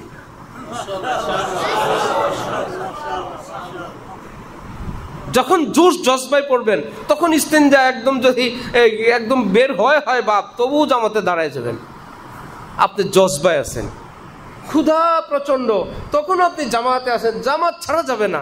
মনে হয় যেন একদম এত বড় জামাতওয়ালা বুজুর্গ, উনি আর শরীয়তে পাকের মাপকাঠি জানে না। বদর যুদ্ধে হযরত ওসমান রাদিয়াল্লাহু তাআলা আনহু রওনা হয়েছেন, মোটে সৈন্য নাই, 313 জন সর্বশেষ, মোটে সৈন্য নাই। হযরত উসমানকে নবীজি বললেন যাও তোমার স্ত্রী অসুস্থ, স্ত্রীর খেদমতে যাও। যান নাই বদর যুদ্ধে, যেতে চাইছিলেন, নবীর আদেশে নিজের স্ত্রীর খেদমত করতে গেছেন। 313 বদরি সাহাবীর নামের মধ্যে উসমানের নাম নবীজি দিয়ে দিয়েছেন, গনিমতের মালও রাখছেন। এই উসমান বদরি সাহাবী, উসমানের ভাগ রাখো। যান নাই বদরে, নাম হইল বদরি সাহাবী। যখন আলেম ওলামাদেরকে এড়ায় যাবেন তখন শুধু জোশে জজবায় নিজের বিবেক নিজের বুদ্ধি নিজের চোখে গোমরা হবেন। দ্বীনের খেদমত করবেন, নামাজ পড়ে পরে শুনে উজু নেই, জেহাদে গেছে ওদিক থেকে বিবির খেদমত এর চেয়ে জরুরি ছিল, সেটা বাদ দিয়ে জেহাদে গেছে, হয়েছে গুনাহ।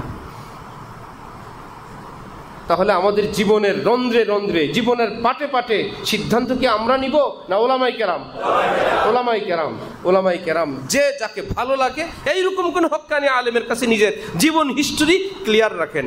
তিনি আপনার জানেন আপনার সূরা কেরাত শুদ্ধ কিনা, আপনার রুটি রুজি হালাল কিনা, আপনার ঘর বাড়ির অবস্থা কি, আপনার এলমি যোগ্যতা কি, আপনি কি, এইবার তিনি আপনাকে বলবেন তুমি এটা করো, তুমি সেটা করো, তুমি সূরা কেরাত শিখো, তুমি আল্লাহর রাস্তায় যাও, তুমি 3 দিন লাগায় আসো, তুমি এটা করো, তুমি মা বাবার খেদমত করো। কারণ ইসলাম নির্দিষ্ট কোনো একটা কাজের মধ্যে আমাকে আপনাকে আটকায় ফেলে নেই। আলেম ওলামা লাগবে কিনা? আল্লাহ আমাদেরকে হক্কানি আলেমদেরকে চেনার এবং তাদেরকে জীবনের ইমাম বানানোর তৌফিক দান করেন।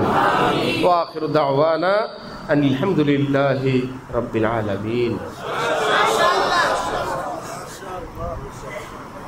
গত মাসিক ইজতেমায় খুব বলছি, আপনারা ভালোভাবে শুনছেন। আমাদের হযরত আলা দামাত বারাকাতুহুমের জামিয়া হাকিমুল উম্মত, কেমন গুলশানে আক্তার কমপ্লেক্স, বিশ্বমানের এক দ্বীনি মাদ্রাসা আমাদের বাংলাদেশে।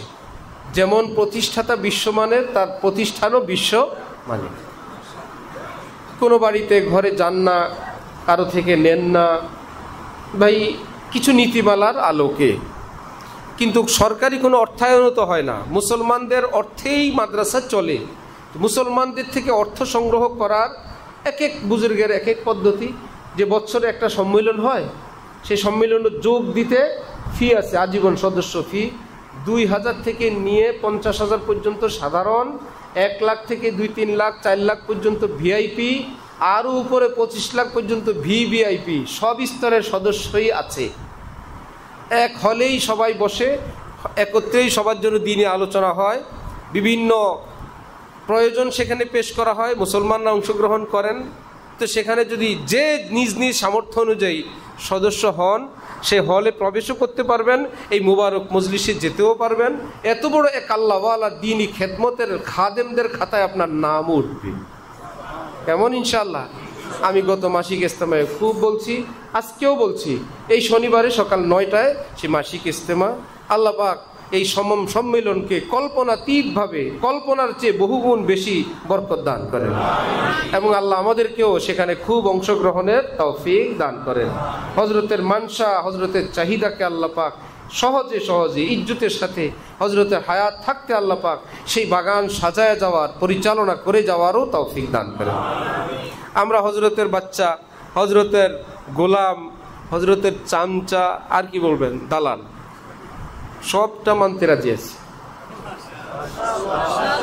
শাইখুল হাদিস জাকারিয়া সাহেব বলতেন না, জব দাঁত থে চনে না থে, জোয়ান কালে দাঁত মজবুত ছিল, কেউ চনা বুটো হাদিয়া দেয়নি। বুড়া কালে হাদিয়ার অভাব নাই, কাপ দাঁত নেই হ্যায় চেলে খা রায়।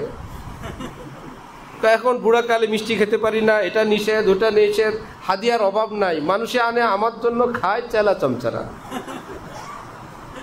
তা আমাদেরকে চেলা বলো, চামচা বলো, দালাল বলো, সবটার জন্য একদম ফুলের মালার মতো বরণ করতে প্রস্তুত ইনশাল্লাহ। আমাদের এখানেও আমরা এইরকম কিছু খেদমাতের জন্য গত কয়েক বছর থেকেই আল্লাহর রহমতে আমরা মজলিস করি। সর্বশেষ চূড়ান্ত হলো 6 ডিসেম্বর শনিবার আমাদের এখানে আজীবন সদস্য সম্মেলন অনুষ্ঠিত হবে ইনশাআল্লাহ। আমরা খুব অংশগ্রহণের ফিকির করব, অংশগ্রহণ করানোর ফিকির করব। আমি একজন আপনাদেরকে বললাম, আপনারা হইলেন, সেখান থেকে আপনি একজন যদি আরও একজনকে বলেন, সেও হইল। কেমন? তা আমরা তো কারো বাড়িতে দুয়ারে যাই না, অফিসে যাই না, কোরবানির কালেকশন করি না, রমজানে কোনো কালেকশন করি না। তো মাদ্রাসার এই অর্থ যোগানটা আসবে কোত্থেকে? সম্মানজনকভাবে, হালালভাবে একটা পদ্ধতি তো করা লাগবে, যে যাতে করে মাদ্রাসার রাজস্ব, মূল ফান্ডটা যেন মজবুত হয়। তো এভাবে আমরা ফিকির করতেছি আপনাদের দোয়ায়, যে এই বিশাল জায়গা খরিদ থেকে নিয়ে পর্যন্ত আল্লাহ পাক এ সকলের সহযোগিতায় কিভাবে হয়, কিভাবে আল্লাহর বান্দাবান্দিরা দেন। জায়গা কেনার সময় কত রকমের অনুদান। যিনি জায়গার মিডিয়া করলেন, মধ্যস্থতাকারী থাকেন একজন ব্রোকার, সেই ভাই টাকা দেওয়ার দিন বিকালে টাকা দিব, আমাদের অফিসে বসা, সে আমার পাশে বসা। এখন দেখতেছে একজনে টাকা নিয়ে আসতেছে, ওই টাকা দিতে হবে আজকে। একজনে 10,000 টাকা নিয়ে আসছে, খুশি না? নিয়ে আসছে ধার। ভাই মাদ্রাসাকে আমি দান করার ক্ষমতা আমার নাই, আমি 10,000 টাকা ধার দিলাম, দিতে হবে 3 কোটি টাকা, দিতে হবে কয় কোটি? ওই বেটা নিয়ে আসছে 10,000 টাকা, তাও কি ধার, সেটাও সাদরে বরণ করলাম।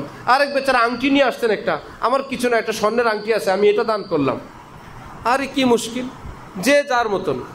এই সারাদিনের এই দৃশ্য দেখে ওই বেচারা যে মাদ্রাসার টাকা এইভাবে আসে, মুসলমানরা এইভাবে দান করে, নারী তার গহনা খুলে পাঠায় দেয়, কেউ আংটি দিয়ে দেয়, কেউ 10 টাকা 20 টাকা দেয়, এভাবে আপনাদের টাকা হয়। হুজুর মিডিয়ার জন্য যে একটা টাকা, আমি একটা টাকাও নিব না, আমার কোনো টাকা টুকা লাগবে না, আমি এমনিতেই খেদমত করব, বরং আমি যদি পারি এই মাদ্রাসায় খেদমত করব।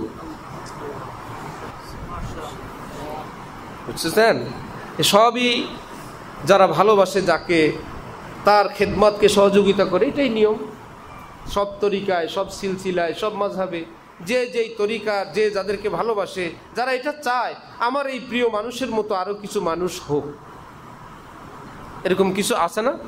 ধানমন্ডিতে এক ডাক্তারের কাছে গেলাম, চিকিৎসা শেষ, আমাকে বলে হুজুর আমি অমুক জায়গায় এত একর জায়গা কিনছি, একটা মাদ্রাসা করব, স্কুল করব, জাকির নাইক স্টাইলের। তাহলে সে কার ভক্ত? সে জাকির, সে চাচ্ছে জাকির নাইক দুনিয়া থেকে চলে গেলে পরে জাকির নাইক কোত্থেকে আসবে, একটা স্কুল বানায়, আরো কিছু জাকির নাইক যাতে পয়দা হয় সদকায়ে জারিয়া হিসেবে। ওকে, ভান্ডারি দেখেন ভান্ডারি, বেতাদি দেখেন বেটারি, মাজারি দেখেন মাজারি। কিন্তু আহলে হকে আসার পর যেই বেচারায় মাজারে টাকা দিত ধুম, বন্ধ করে টাকা দিত অনেক বছর বছর গরু, আহলে হক হয়ে যাওয়ার পরে মাশাআল্লাহ মনে করে আর টাকা পয়সা বের করে এগুলো গুনাহের কাজ। আমাদের হযরত আলী বলেন, নজর বাঁচাইতে বললে রেডি, নামাজ পড়তে বললে রেডি, ওজিফা দিতে বললে রেডি, যখনই আল্লাহর রাস্তায় খরচের ব্যাপার আসে বলে এত বোকা হই নেই। বুঝতেছেন?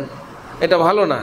তো আমাদের এক ওস্তাদ বললেন যে আল্লাহর রাস্তায় খরচের ব্যাপারটা আমরা এটাকে অনেক দূরে নিয়ে গেছি। কোরআন হাদিসে 2 জায়গায় ইসলামের বুনিয়াদ সম্পর্কে আলোচনা, দোনো জায়গায় আল্লাহর রাস্তায় খরচের সিরিয়াল নাম্বার হইল 3। কোরআন শরীফ আলিফ লাম মিম যালিকাল কিতাব লা রাইবা ফি হুদাল লিল মুত্তাকিন। এবার মুত্তাকি কারা? আল্লাযীনা ইউমিনুনা বিল গায়ব 1, ওয়া ইউকিমুনাস সালাহ 2, ওয়া মিম্মা রাযাকনাহুম ইউনফিকুন 3। তাহলে আল্লাহর রাস্তায় খরচ করার নাম্বার কত? 3। বুনিয়াল ইসলামু আলা খামস 1, শাহাদাতি আল্লা ইলাহা ইল্লাল্লাহ ওয়া আন্না মুহাম্মাদার রাসূলুল্লাহ 2, ওয়া ইকামিস সালাহ 3, ওয়া ইতাইজ যাকাত। যাকাত হইল কি? 3। ওখানেও 3, এখানেও কত? 3। কিন্তু বাঙালি এমন চালাকের চালাক, ফাইল পাল্টাইতে পাল্টাইতে অফিসে এখন ইসলামের বুনিয়াদ 5টি, কালিমা, নামাজ, রোজা, হজ, কত নম্বরই নিয়ে গেছে ফাইল। বলে খরচেরটা এত সামনে আনেন, আরো পরে নেন, আগে নামাজ রোজা করি, লাগলে রোজা রাখবো। অথচ রোজার আগে দানের কথা হাদিসে, শাহাদাতি আল্লাহ ইলাহা ইল্লাল্লাহ ওয়া আন্না মুহাম্মাদার রাসূলুল্লাহ 1, ইকামিস সালাহ 2, ইতাইজ যাকাত 3। যাকাতের নাম্বার কত হাদিসে? আর বাংলা অনুবাদে কালেমা, নামাজ, রোজা, হজ, যাকাত। ফাইল যত নিচে ফেলানো যায় তত মামলা পিছায়, বলে এটা অনেক পিছনে আছে। এটা আমাদের বাঙালি অনুবাদ। এই যে আল্লাহর রাস্তায় খরচ করা, এটা নেশা বানানো চাই, নিজের থেকেই নেশা, নিজের থেকেই নেশা। যে ভাই এখানে, এটা পাকিস্তানে আছে, সাউথ আফ্রিকায় আছে, মুসলমানরা নিজের থেকেই দান করে। আচ্ছা এই মাদ্রাসায় আসলাম, এ শরীক হব না, আজকে কিছু দিব না, বা আজকে আল্লাহর রাস্তায় কোনো দান করলাম না, ভাই আজকে তো আমার অনেক লাভ হয়েছে, আলহামদুলিল্লাহ আজকে অনেক লাভ হয়েছে, আজকে তো একটা কাজ হয়েছে, কিছু দিব না। এই যে দেওয়া, আমরা কি প্রতিদিন নামাজ পড়ি কোনো আলেম ওলামার ওয়াজের চুটে, যে নামাজের আগে হুজুর ওয়াজ করছিলেন পরে নামাজে আসি, না নিজেদের বুঝ? আলেম ওলামাদের বয়ানের বরকতে আমাদের একটা বুঝ হয়েছে, ভাই নামাজ পড়া দরকার, এটা আমাদের ইমানি একটা আমল, ঠিক না? ঠিক এমনি ভাবে আল্লাহর রাস্তায় খরচ করাটা দরকার, এটা নিজের বুঝ হওয়া দরকার। আলেমরা বলবেন বছরে 1 বার 2 বার 10 বার, কিন্তু আমি নিজের থেকে, আমার কেউ ডাকে নাই, কালেকশন করে নাই, চায় নাই, খোঁচায় নাই, উদ্বুদ্ধ করে নাই, আল্লাহর খুশির জন্য আমি আজকে একটু দান করব। 50 টাকা হোক, 100 টাকা হোক, লক্ষ টাকা হোক, নিজে নিজে ঘুরে ঘুরে। এবার নিজের সাথীদের মধ্যে গরিব মানুষ আছে, নিজের মহল্লা আছে, অভাবগ্রস্ত আলেম ওলামা আছে, দিনদার আছে, নিজের প্রিয় প্রতিষ্ঠান আছে, কতভাবে করা যায়, কতভাবে করা যায়। তাহলে খরচের একটা নেশা আল্লাহ আমাদের মধ্যেও দান করেন। আপনি কি মনে করেন আল্লাহর রাস্তায় দান করলে আল্লাহ কি ওই সময় দেখেন না? যা আমার বান্দার পকেট থেকে এই টাকাগুলো গেল, আল্লাহ চুপ করে বসে থাকবেন? পৃথিবীর ছোট্ট একটা নদীও তো চুপ করে বসে থাকে না, যে নদীর সাথে একটা পুকুর থাকে যুক্ত। 1 বালতি পানি যদি পুকুর থেকে উঠানো হয়, নদী কি চুপ করে থাকে না দিয়ে দেয়?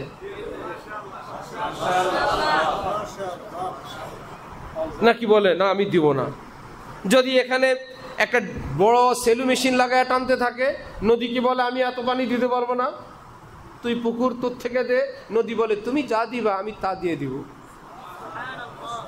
তুমি এত দিয়ে দিলা, ছোট্ট মানুষ, বালতি কি বালতি দিয়ে দিলা, আমার থেকে নাও। তুমি একদম লাগাতার দাও, আমার থেকে লাগাতার নাও। আল্লাহর এক মাখলুক ছোট্ট নদী যদি এত বড় দাতা হয়, ছোট্ট পুকুর কি দিতেই থাকেন। আল্লাহ বলেন বান্দা তোর রিজিক তোর কাছে যা আছে আমি কি দেখি না? তুমি যখন দিয়ে দাও আমি তখন ফেরেশতাকে বলি আগে 700 গুণ দাও, বাকিটা আমি দিব।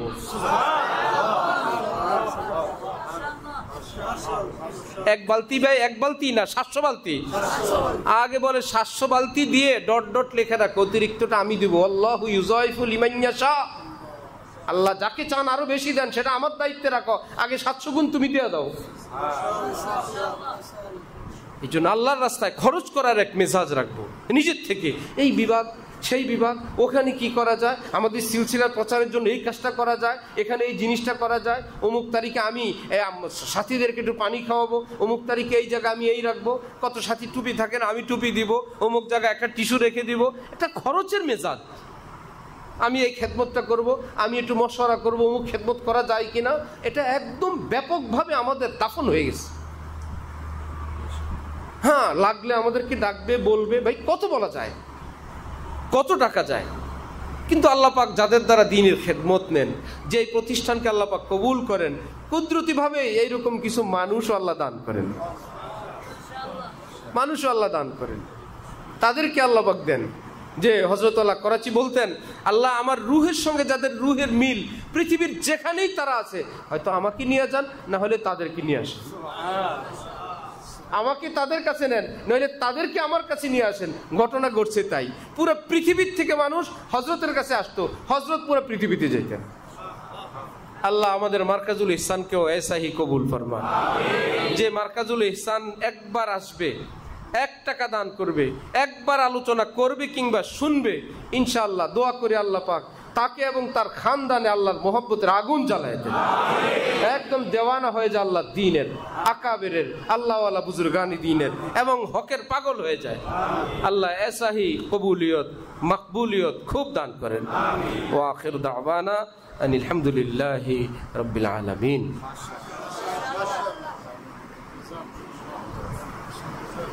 আল্লাহ, তাহলে এই 1 মাস আগামী মাসিক ইজতেমা ইনশাআল্লাহ, সেটাও তো আমাদের অনুষ্ঠানের আগে আমরা পাবো না? নভেম্বরের 20 তারিখে আমাদের আগামী মাসিক ইজতেমা। আগামী মাসিক ইজতেমা আসার সময় যে ফিকির করবো, আমাদের এখানে শুরু 3000 দিয়ে, কেমন? এরপরে যে কোনো সংখ্যা 5, 10, 20, 50, 1 লাখ। 1 লাখ হয়ে গেলে সেই সদস্যদেরকে আমরা এই আজীবন সদস্য থেকে তাদের নাম নিয়ে যাই স্থায়ী সদস্য, ওই নামে একটা ভিন্ন নাম দিয়ে তাদেরকে একটু আলাদা করা, যাতে ডাকতে তাদেরকে নিয়ে বসতে একটু ভিন্ন সুবিধা হয়। তো ফিকির করা সব সাথী, যে বড় অঙ্কের কিছু সাথী যেন আল্লাহ পাক মিলিয়ে দেন আমার দ্বারা, আমি আগে শরিক হই, হোক না সেটা ছোট, যে আমি হয়েছি শরিক 3000-এর, আমি আরও জোগাড় করে দিছি 5000-এর 10 জন, 10,000-এর 5 জন, ইত্যাদি ইত্যাদি, কত রকমের খেদমত হয়। তাহলে আমরা এই মাস আগামী নভেম্বরের 20 তারিখ পর্যন্ত সবাই যারা অনলাইনে শুনেন বা পরে শুনবেন, বা উপস্থিত আছেন, আমরা সবাই যদি একটু ফিকির করি, একটু মুখ খুলি, একটু কদম বাড়াই যে মাদ্রাসার আজীবন সদস্য বৃদ্ধির জন্য আমরা ফিকির করব, আগামী মাসে যেন এসে এখানে রিপোর্ট দিতে পারি, সম্মেলনে যত আমাদের 2000-এর মতো সদস্য আছেন অ্যাক্টিভ অ্যানঅ্যাক্টিভ, এবং আমরা যেন এবছর আরও ইনশাল্লাহ 3-4 হাজার পর্যন্ত পৌঁছে যেতে পারি ইনশাআল্লাহ। তাহলে আমাদের মাদ্রাসার যে আর্থিক প্রয়োজন, অনেক প্রকল্প, বড় বড় কাজ, আমরা যাব না তো কোত্থেকে আসবে? হাবাবরাই দিবেন, জানবেন ইনশাআল্লাহ। চেষ্টা করবো ইনশাআল্লাহ। কেউ চাইলে ফর্ম পূরণ করে যেতে পারবেন, আমাদের কাউন্টার আছে, ফর্ম নিয়েও যেতে পারবেন। যে আমি 2-4-10টা ফর্ম নিয়ে যাই, নিজে চেষ্টা করব যে কটা পূরণ করতে পারি ইনশাআল্লাহ। এই ব্যবস্থাও আছে ইনশাআল্লাহ। শেষ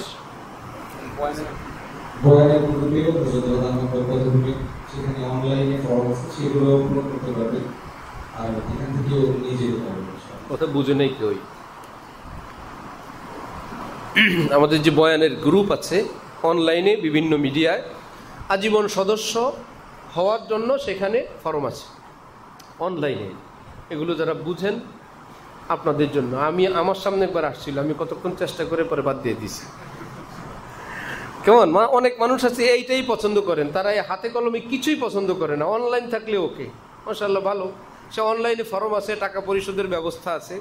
যারা কিছু এই লাইনে পারদর্শী মানুষ, যারা এই খেদমতগুলো করেন, আল্লাহ তাদেরকে হেফাজত করেন, আরও তৌফিক দান করেন। সেখানেও ব্যবস্থা আছে, যোগাযোগ রাখলে ইনশাল্লাহ। এতগুলো সদস্য যদি আমরা ফিকির করি মার্কাজুল ইহসানের জন্য, এক মুহতামিম যদি চেষ্টা করে এতটুক হয়, তাহলে আমরা এত মুহতামিম যদি বলি আমি একজন মাদ্রাসার ফিকিরমান সাথী হতে চাই, কি ভাইরা পারবো না ইনশাল্লাহ? আল্লাহ খুব তৌফিক দান করেন। অনেক সময় হয়ে গেছে ভাই, দুরূদ শরীফ পড়ি। আল্লাহুম্মা সাল্লি আলা মুহাম্মাদ ওয়া আলা আলি মুহাম্মাদ ওয়া বারিক।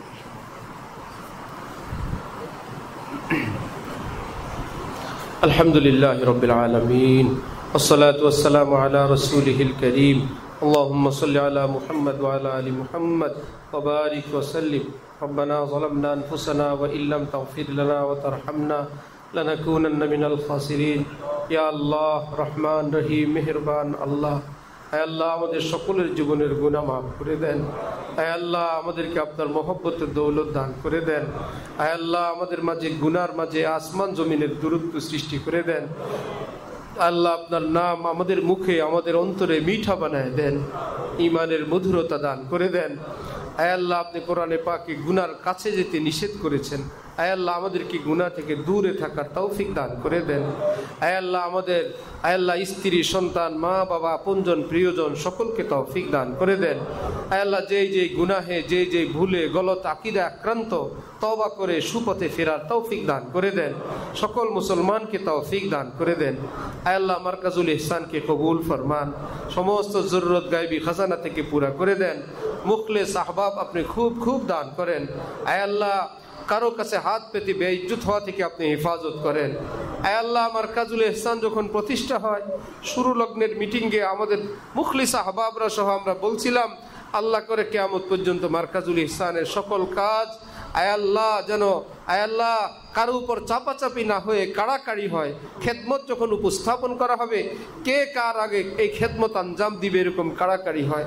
আয় আল্লাহ আপনি কুদরতের, আয় আল্লাহ মুজাহারা ফরমান, আপনার বান্দাদেরকে আপনি ऐसाही তৌফিক দান করে দেন।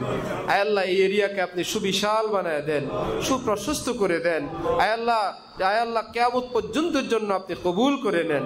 আয় আল্লাহ সব কষ্ট পেরেশানি আপনি দূর করে দেন, অভাব অনটন দূর করে দেন, জাহিরি বাতিনি তারাক্কি দান করেন। উস্তাদ, ছাত্র, অভিভাবক, খায়ের কা, হিতাকাঙ্ক্ষী, মহব্বতওয়ালা আয় আল্লাহ মজলিসে আগমনকারী, শ্রবণকারী, সহযোগিতাকারী আয় আল্লাহ তাদের সকলকে আপনার মহব্বতের দৌলত দান করে দেন। আয় আল্লাহ আমাদের ঘরে ঘরে রহমত দান করেন, শান্তি দান করেন, ইজ্জতের জিন্দিগি দান করেন, রিজকে বারাকাত দান করেন। আয় আল্লাহ যারা ঋণগ্রস্ত পরিশোধের তৌফিক দান করেন। আয় আল্লাহ হারামাইন শরীফাইনি জীবনে একবার যেতে পারে নাই, আয় আল্লাহ আপনার অনেক বান্দারা, নবীজির পাগলরা মাওলা ছটফট করে এখানে, আয় আল্লাহ মৌতের আগে একবার হলেও আপনার ঘর, আপনার নবীর রওজায় সালাম দেওয়ার তৌফিক দিয়ে। सुनते हैं कि काबा घर है बड़े दाता खरियास, जिंदगी है तो फकीरों का भी फेरा होगा। अल्लाह बार बार हाजिरी तौफीक दिए। আল্লাহ পরিবার পরিজন নিয়ে বারবার হাজিরে তৌফিক দিয়েন। আহবাব মুহিব্বিন মুখলিসিন সাথী নিয়ে বারবার হাজিরে তৌফিক দিয়েন। আয় আল্লাহ আমাদের এই মাদ্রাসাকে কবুল করে নেন। আয় আল্লাহ নতুন ভবন খাওয়ার জন্য আমরা ফিকির করছি, আপনি সব সহজ করে দেন। আয় আল্লাহ প্ল্যান প্রোগ্রাম পরিকল্পনা ডিজাইন, আয় আল্লাহ আপনার চোখে সুন্দর ডিজাইন আপনি দান করে দেন। আয় আল্লাহ সব কিছু আপনি আয় আল্লাহ সহজে সহজে পার করে দিয়ে দেন।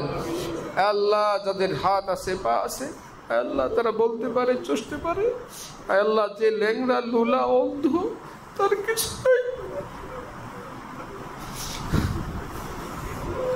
আল্লাহ আমরা ল্যাংড়া লুলা অন্ধ, আল্লাহ জবানও নাই হাতও নাই পাও নাই, আল্লাহ আপনি সহজে সহজে সব কিছু ব্যবস্থা করে দিন। আল্লাহ আপনার যে বান্দেগানরা আল্লাহ কল্পনীয় খেদমত করে, আমি জীবনে দেখি নাই কেউ মাদ্রাসা মসজিদে এভাবে দান করে। আল্লাহ আমি কাছের থেকে জানি এত বড় লোকও না, এত পয়সাওয়ালাও না। আয় আল্লাহ জীবন উজাড় করে যারা দেয়, আয় আল্লাহ আপনার রহমত তাদের জন্য উজাড় করে দেন, তাদের খানদানে আপনি রহমতের বারিশ করে দেন, তাদের আওলাদ ফরজুনকে আলেম আল্লাহ ওয়ালা বানায় দেন, স্ত্রীর স্বামী স্ত্রীর মহব্বত আপনি খুব দান করে দেন। আয় আল্লাহ আমাদের মুসলমানরা যে যেখানে বিপদে আছে উদ্ধার ফরমান, গাজাকে আপনি কুদরতিভাবে হেফাজত ফরমান। আয় আল্লাহ আপনি পুনর্বাসনের সুন্দর ব্যবস্থা করে দেন, চিরদিনের জন্য জালেমদেরকে আপনি স্তব্ধ করে দেন। আয় আল্লাহ জালেমদের দোসর সহযোগিতাকারীদেরকে স্তব্ধ করে দেন।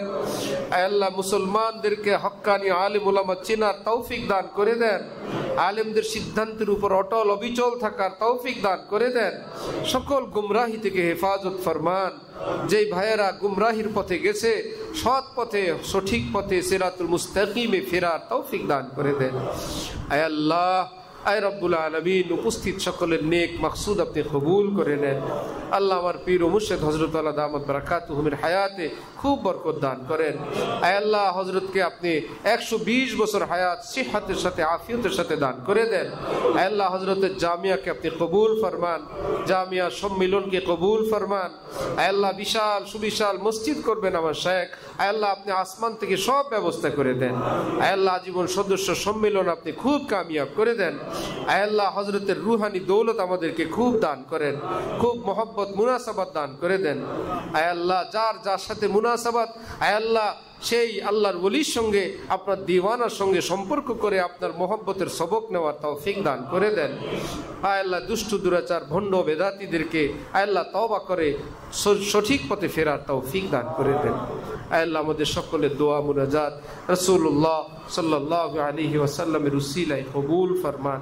আয় আল্লাহ এলাকার বহু আলেম উলামা আয় আল্লাহ অভাবনীয় অকল্পনীয় খেদমাত করেন এই মাদ্রাসার, এবং কাছের দূরের অনেকেই করেন। মাদ্রাসা হয়ে আরেক মাদ্রাসা এমন খেদমাত করা আয় আল্লাহ আমি এই কথাও জীবনে শুনি নাই। আয় আল্লাহ সেই ছাত্র সেই উস্তাদ সেই কমিটিকে আয় আল্লাহ দোনো জাহানে আপনি শ্রেষ্ঠ শ্রেষ্ঠ পুরস্কার দান করে দেন। সেই মাদ্রাসাগুলোকে আপনি কবুল ফরমান। সুবহানা রাব্বিকা রাব্বিল ইজ্জাতি আম্মা ইয়াসিফুন। আয় আল্লাহ আমাদের এক দোস্ত বেচারা আয় আল্লাহ তার আত্মীয়ার বিয়ের ব্যাপারে দোয়া চেয়েছেন, আয় আল্লাহ সহজ সুন্দরভাবে তার বিয়ের আপনি ব্যবস্থা করে দেন।